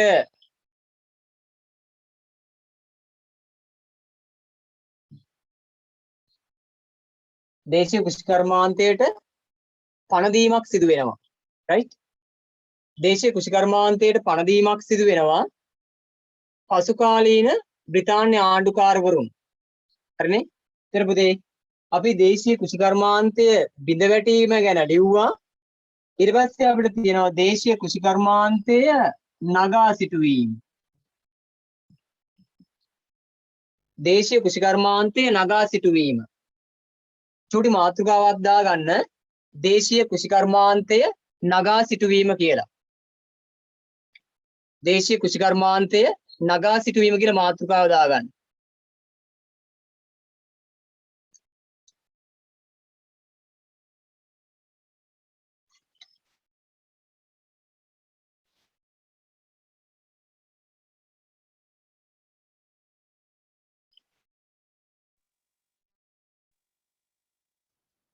දේශීය කෘෂිකර්මාන්තය නගා සිටුවීම.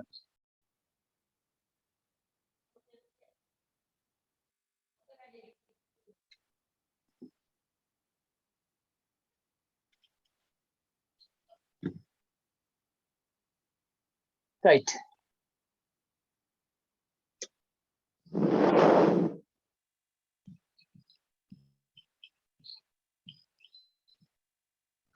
දේශීය කෘෂිකර්මාන්තය නගා සිටුවීම. හරිනේ? right. එතකොට අර බ්‍රිතාන්‍යයන් නිසා පරිහානියට ලක් වෙච්ච කෘෂිකර්මාන්තය යලි නගා සිටුවන්නට බ්‍රිතාන්‍යයන්ම කටයුතු කරනවා. මුලින් බිඳ වැටිච්ච කෘෂිකර්මාන්තය යලි නගා සිටුවීම සඳහා බ්‍රිතාන්‍යයන්ම කටයුතු කරනවා.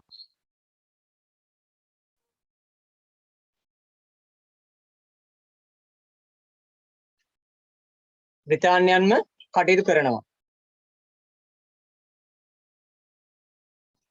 එතකොට දේශීය කෘෂිකර්මාන්තය බිඳ දැම්ම බ්‍රිතාන්‍යයන් යලි එම කෘෂිකර්මාන්තය නගා සිටුවන්න කටයුතු කරන්නේ අපි 1848 ක්‍රියාත්මක කරා නිදහස් අරගලයක්.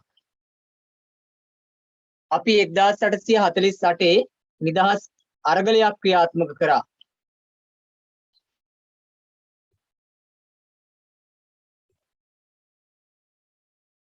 හරිනේ? 1848 නිදහස් අරගලයක් ක්‍රියාත්මක කළා. ඒ 1848 නිදහස් අරගලයේදී එක තේමා පාඨයක් වුණා මොකද්ද? කෘෂිකර්මාන්තය කෙසේ හෝ සංවර්ධනය කළ යුතුයි. පැරණි කෘෂිකර්මාන්තය යලි ගොඩනැගිය යුතුයි කියන තේමා පාඨය දාගත්තා. අන්නේ තේමාවත් එක මොකද කරේ? බ්‍රිතාන්‍යයන්ට සිදු වුණා පස්සේ කාලේ කෘෂිකර්මාන්තය කිසියම් ආකාරයකින් ගොඩනැගීම සිදු කරන්නට. කෘෂිකර්මාන්තය කිසියම් ආකාරයකින් ගොඩනගන්න බ්‍රිතාන්‍යයන්ට සිදු වෙනවා. එතකොට දේශීය කෘෂිකර්මාන්තය ගොඩනගනවා 1948න් පසුව.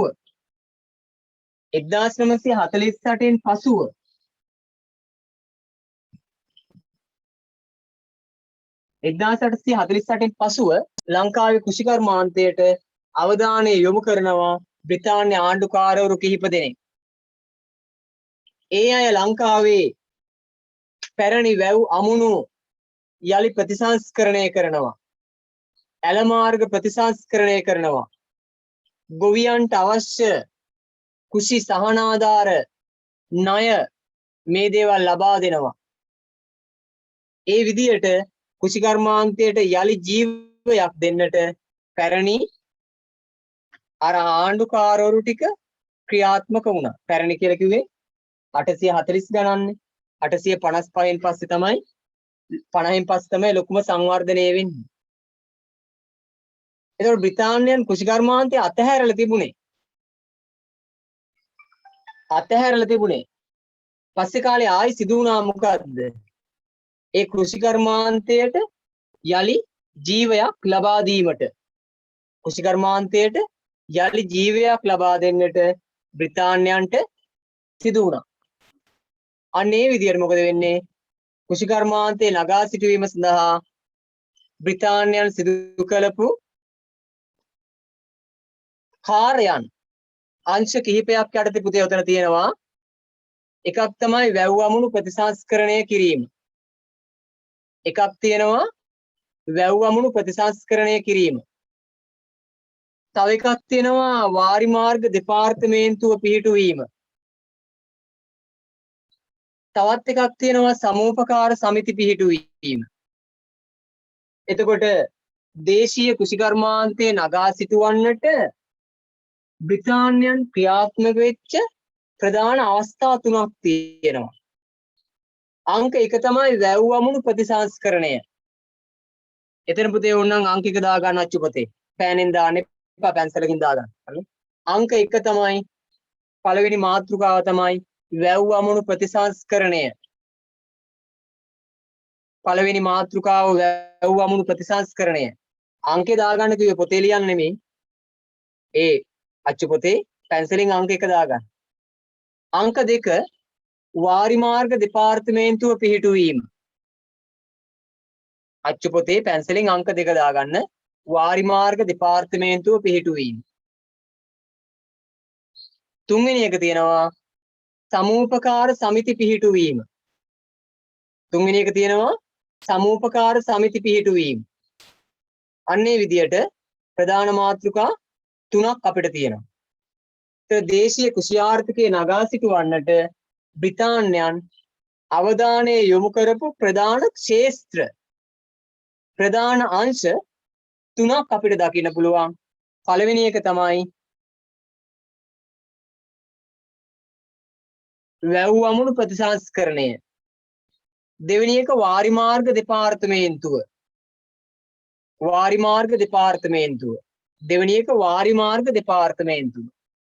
තුන්වෙනි එක සමූපකාර සමිති. හරිනේ? එතකොට අවස්ථා තුනක් තියෙනවා. මේ සඳහා අවධානය යොමු වෙච්ච එතකොට පළවෙනි එක තමයි මොකද්ද? වැව් අමුණු ප්‍රතිසංස්කරණය.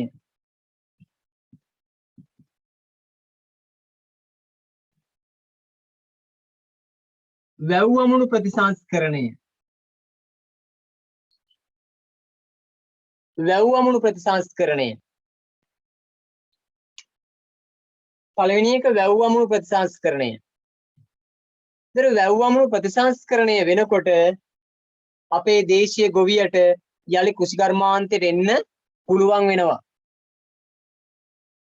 815 ඉඳලා කෘෂිකර්මාන්තයේ වේගෙන් බිඳ වැටුණා. ඒ කෘෂිකර්මාන්තයට යලි ජීවයක් දෙනවා මේ බ්‍රිතාන්‍ය ආණ්ඩුකාරවරු ටික අපේ උගතුන්ගේ විරෝධතාවලට සවන් දීමේ ප්‍රතිඵලයක් ලෙස වැඩේ අතහරින්නම බැරි කමට කෘෂිකර්මාන්තයේ නගා සිටුවන්න ඔවුන් කටයුතු කළා. හරිනේ? ඔවුන් කටයුතු කළා. රයිට්. මාතෘකාව ලියුවනේ පුතේ දේශීය කෘෂිකර්මාන්තයේ නගා සිටුවීම කියලා. මාතෘකාව ලියුවා දේශීය කෘෂිකර්මාන්තය නගා සිටුවීම.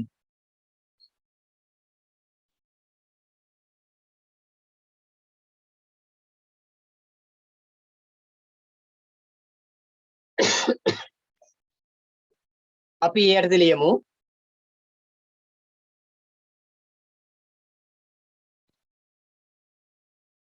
බ්‍රිතාන්‍යයන්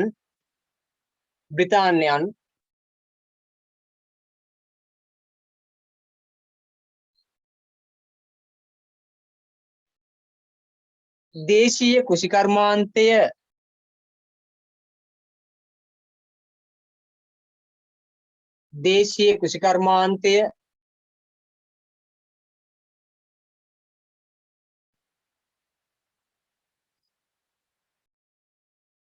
පරිහානියට ලක්වීමට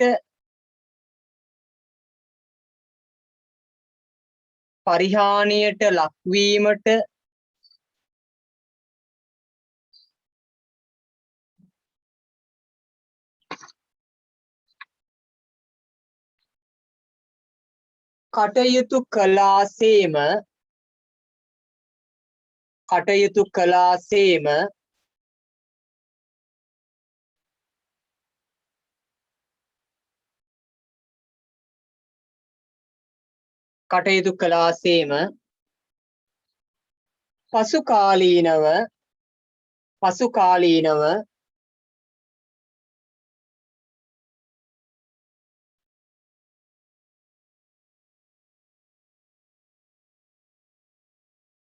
කෘෂිකර්මාන්තය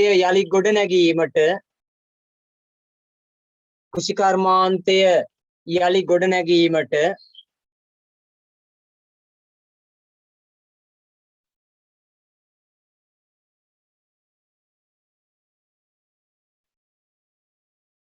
ක්‍රියා කරන ලදී.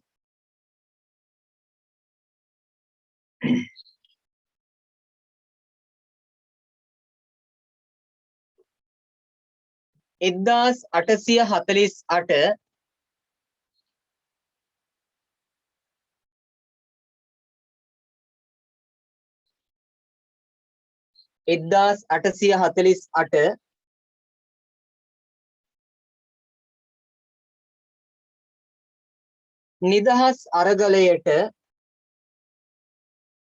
නිදහස් අරගලයට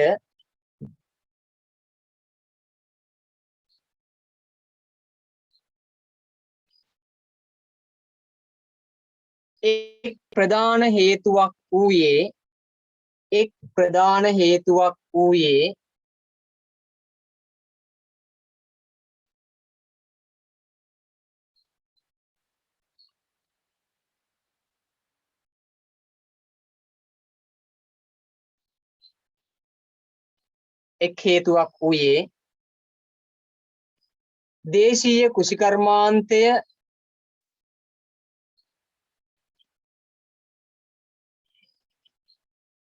දේශීය කෘෂිකර්මාන්තය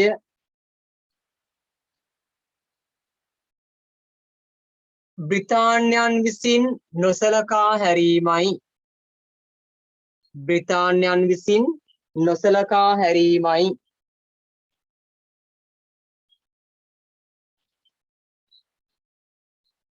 නොසලකා හැරීමයි.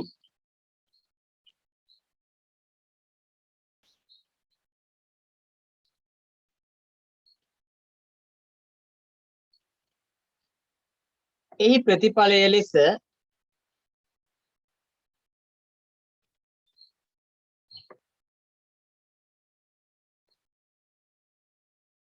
පසුකාලීන බ්‍රිතාන්‍ය ආණ්ඩුකාරවරු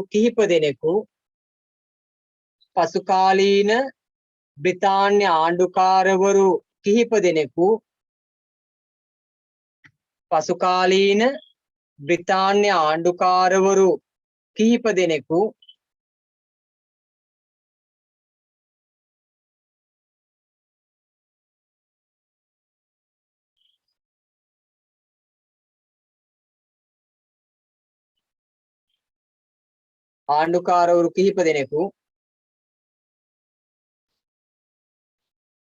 කෘෂිකර්මාන්තය කෙරෙහි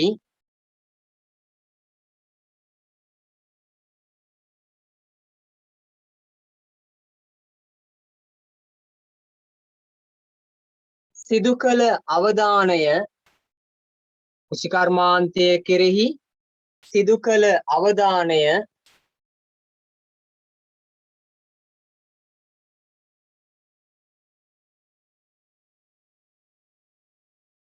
ප්‍රධාන අංශ තුනක් යටතේ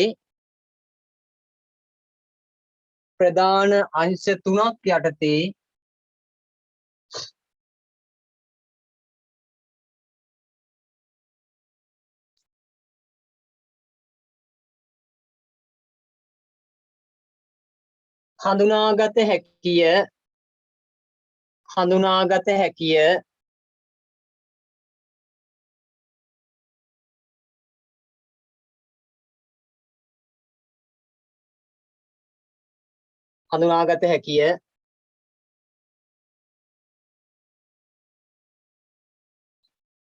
පළවෙනි එක ලියන්න. වැව්වමුණු ප්‍රතිසංස්කරණය කිරීම. එක ලියන්න. වැව්වමුණු ප්‍රතිසංස්කරණය කිරීම.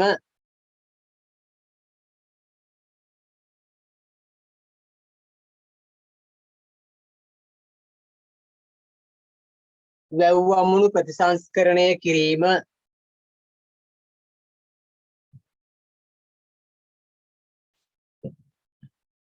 දෙවෙනි එක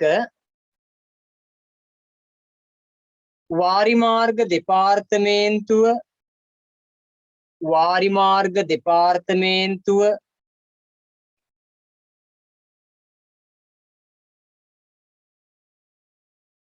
පිහිටුවීම. වාරිමාර්ග දෙපාර්තමේන්තුව පිහිටුවීම.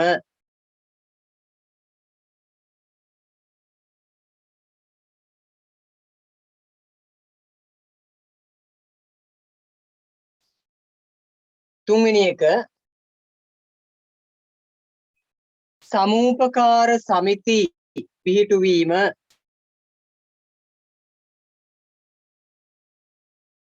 සමූපකාර සමිති පිහිටුවීම.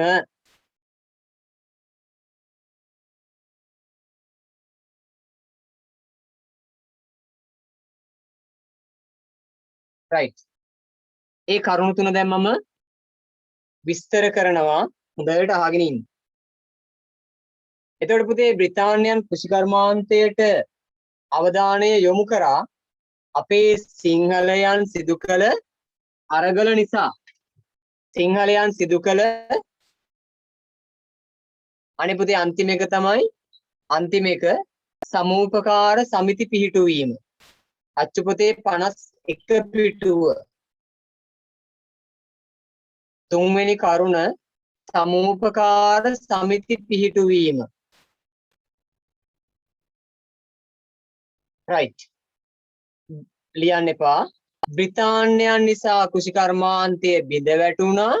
බ්‍රිතාන්‍යයන් දැන් කෘෂිකර්මාන්තය හදනවා.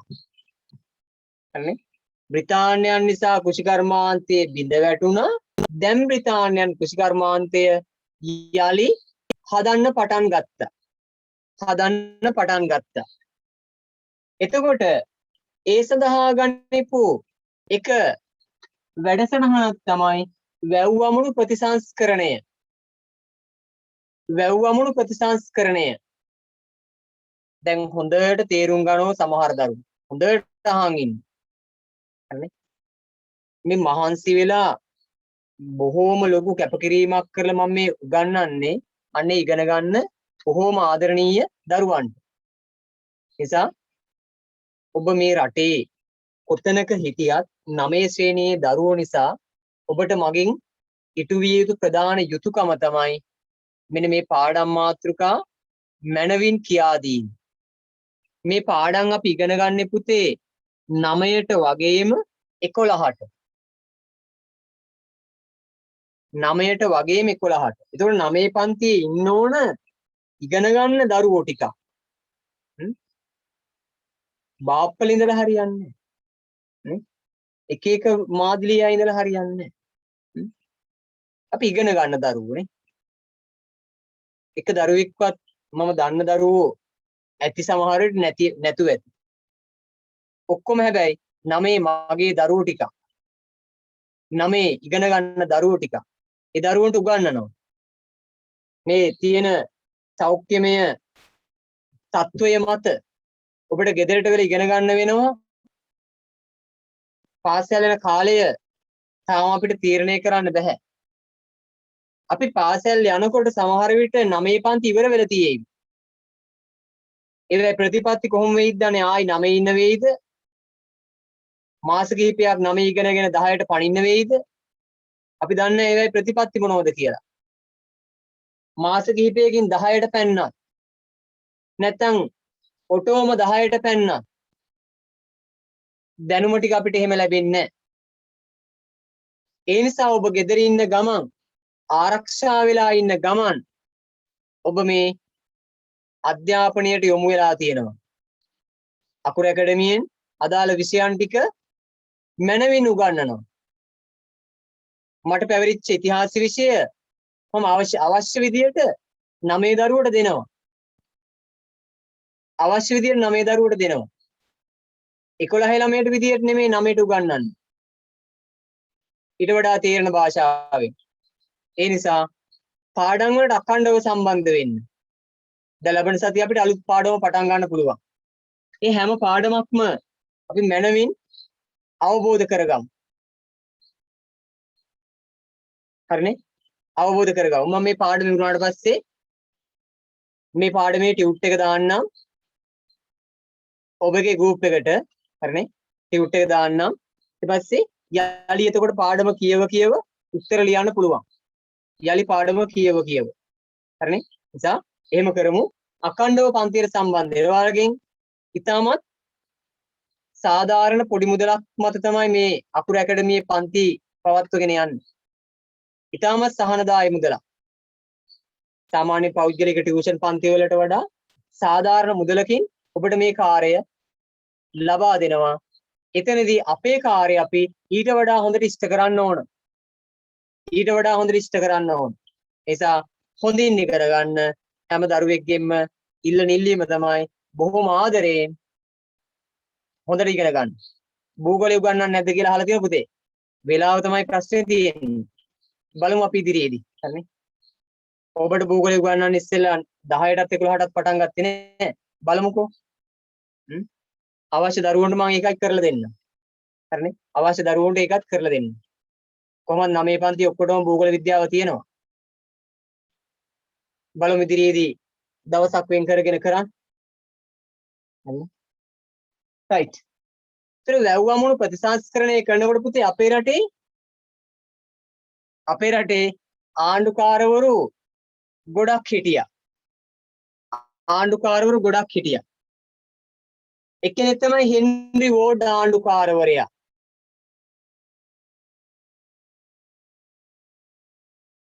Henry Ward ආණ්ඩුකාරවරයා.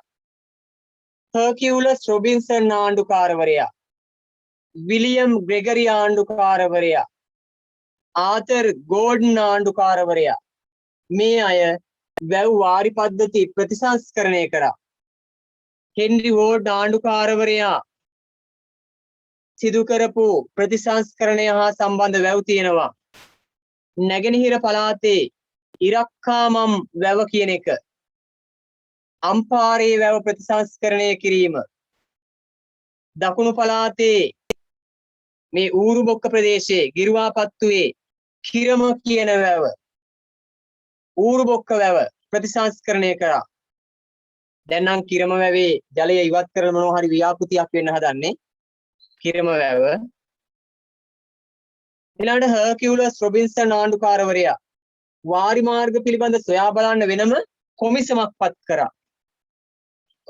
පත් කරා. ආතර් ගෝඩන් ආණ්ඩුකාරවරයා වලවේ ගඟ හා උඩු කිරිවල ආශ්‍රිත වාරි කර්මාන්තයේ ප්‍රතිසංස්කරණය කළා. වැව් 42ක් අලුත් වැඩියා කරා. අන්න දැන් බ්‍රිතාන්‍යයන්ට උවමනා ඇවිල්ලා තියෙනවා කෘෂිකර්මාන්තය හදන්න ඕන. කෘෂිකර්මාන්තය ගොඩනගා ගන්න ඕන. අන්න එතකොට පැරණි රජවරු දවස ඉදිකරපු වැව් රැසක් බ්‍රිතාන්‍ය ආණ්ඩුකාරවරුන් විසින් ප්‍රතිසංස්කරණයට ලක් කරා. ප්‍රතිසංස්කරණයට ලක් කරා. right? එතකොට පුතේ පළවෙනි මාතෘකාව ලියලා ඔබ ඔන්න ඔය කරුණු 4 15ට ලියන්න ඕන. දැන් ලියන්න එපා. වැව් අමුණු ප්‍රතිසංස්කරණය කිරීම කියලා දාලා ওই කරුණු 4 15ට ලියන්න ඕන. හරි නේද? ඊළඟ ටික අපි ඊළඟ දවසේ කතා කරමුනේ. දැන් මහන්සි ඇතිනේ. මමනේ කෑ ගැහුවේනේ. ඒ වුණාට ඔබ ওই දුරකථන ඉස්සරහා පරිගණක ඉස්සරහා ටික වෙලාවක් ඉන්නකොට අපහසුයි. පුළුවන් තරම් පුතේ ඔක දුරින් තියාගෙන ඉගෙන ගන්න. හරිනේ? ටිකක් දුරින් තියාගෙන ඉගෙන ගන්න බොහොම උවමනාවෙන් මේ වැඩේ කරන්න. හරිනේ? ඒ නිසා අපි ඊළඟ දවසේ ඊළඟ ටික කරමු. අදට පන්තිය සමාප්තිය දකිමු. අද පාඩම තේරුණානේ පුතේ හැමෝටම? පැහැදිලි නේද? සමාධි? right.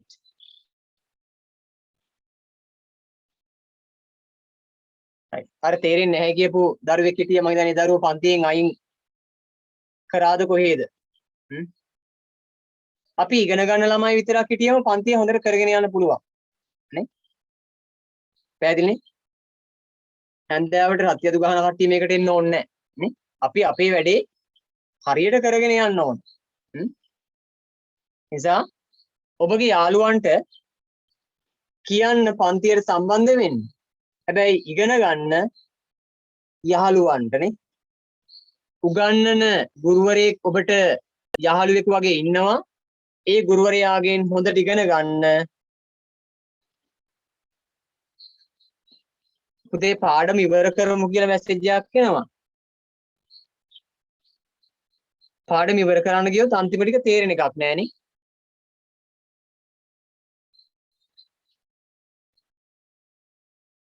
පාඩම ඉවර කරන්න ගියොත් අන්තිම ටික තේරෙන එකක් නෑ. ටිකක් තියෙනනේ කරුණු ටිකක්. මම ලබන සතියේ පැය භාගයක් කරන් ඒක ඉවර කරන්න. ලබන සතියේ පැය භාගයක් කරන් පුතේ ඕක කියලා දෙන්නම්. කියලා දෙන්නම්. තනියෙන් ලියන්න පුළුවන් එතකොට. දැන් දෙවෙනි එක තියෙන්නේ වාරි මාර්ග දෙපාර්තමේන්තුව පිහිටුවීම. එතකොට වෙස්ට් රිජ්වේ ආණ්ඩුකාරවරයා වාරි මාර්ග දෙපාර්තමේන්තුව පිහිටුවීමට කටයුතු කරා. ඒකෙන් අපේක්ෂා කරේ මොකද්ද? වැව් අමුණු ප්‍රතිසංස්කරණය වේගවත් කිරීම. වැව් අමුණු ප්‍රතිසංස්කරණය වේගවත් කිරීම. හරිනේ? ඒක දෙවෙනි මාතෘකාව යටතේ අපි ලියන්න ඕන 1900 දී වෙස්ට් රිජ්වේ ආණ්ඩුකාරවරයා වාරි මාර්ග දෙපාර්තමේන්තුව පිහිටෙව්වා. ඒකෙන් අපේක්ෂා කරේ වාරි මාර්ග නඩත්තු කොට ඒවා මැනවින් පවත්වාගෙන යාම. වාරි මාර්ග දෙපාර්තමේන්තුවේ කාර්යය ඒකනේ. ජනතාවට අවශ්‍ය ජලය සපය ගන්න වැව් ටික ඇල මාර්ග ටික ප්‍රතිසංස්කරණය කිරීම සඳහා අවධානය යොමු කිරීම මෙහි වගකීමක් වුණා. තුන්වෙනි එකේ තියෙන්නේ මැකලම් ආණ්ඩුකාරවරයා විසින් සමූපකාර සමිති ව්‍යාපාරය ආරම්භ කරා. 1911 දී මැකලම් ආණ්ඩුකාරවරයා සමූපකාර ව්‍යාපෘතිය ආරම්භ කරලා කෘෂිකර්මාන්තය ගොඩනගන්න අවධානය යොමු කරා. ගොවි ජනතාවට අඩු පොලියකට ණය ලබා දුන්නා. ගොවීන්ගේ ණය අඩු කරා. ගොවීන්ට අවශ්‍ය පහසුකම් ටික දෙනවා. ග්‍රාමීය ආර්ථිකය ශක්තිමත් කිරීම. හරිනේ? අන්නේ අවස්ථා ටික තියෙනවා. right. එතකොට පුතේ එහෙනම් ඔය කරුණු තුනම ලියන්න පුළුවන්ද?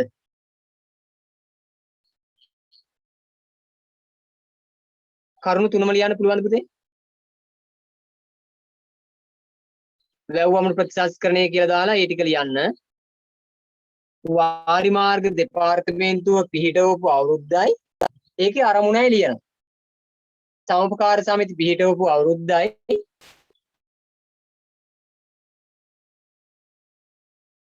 ඒකේ අරමුණු ටිකයි ලියනවා.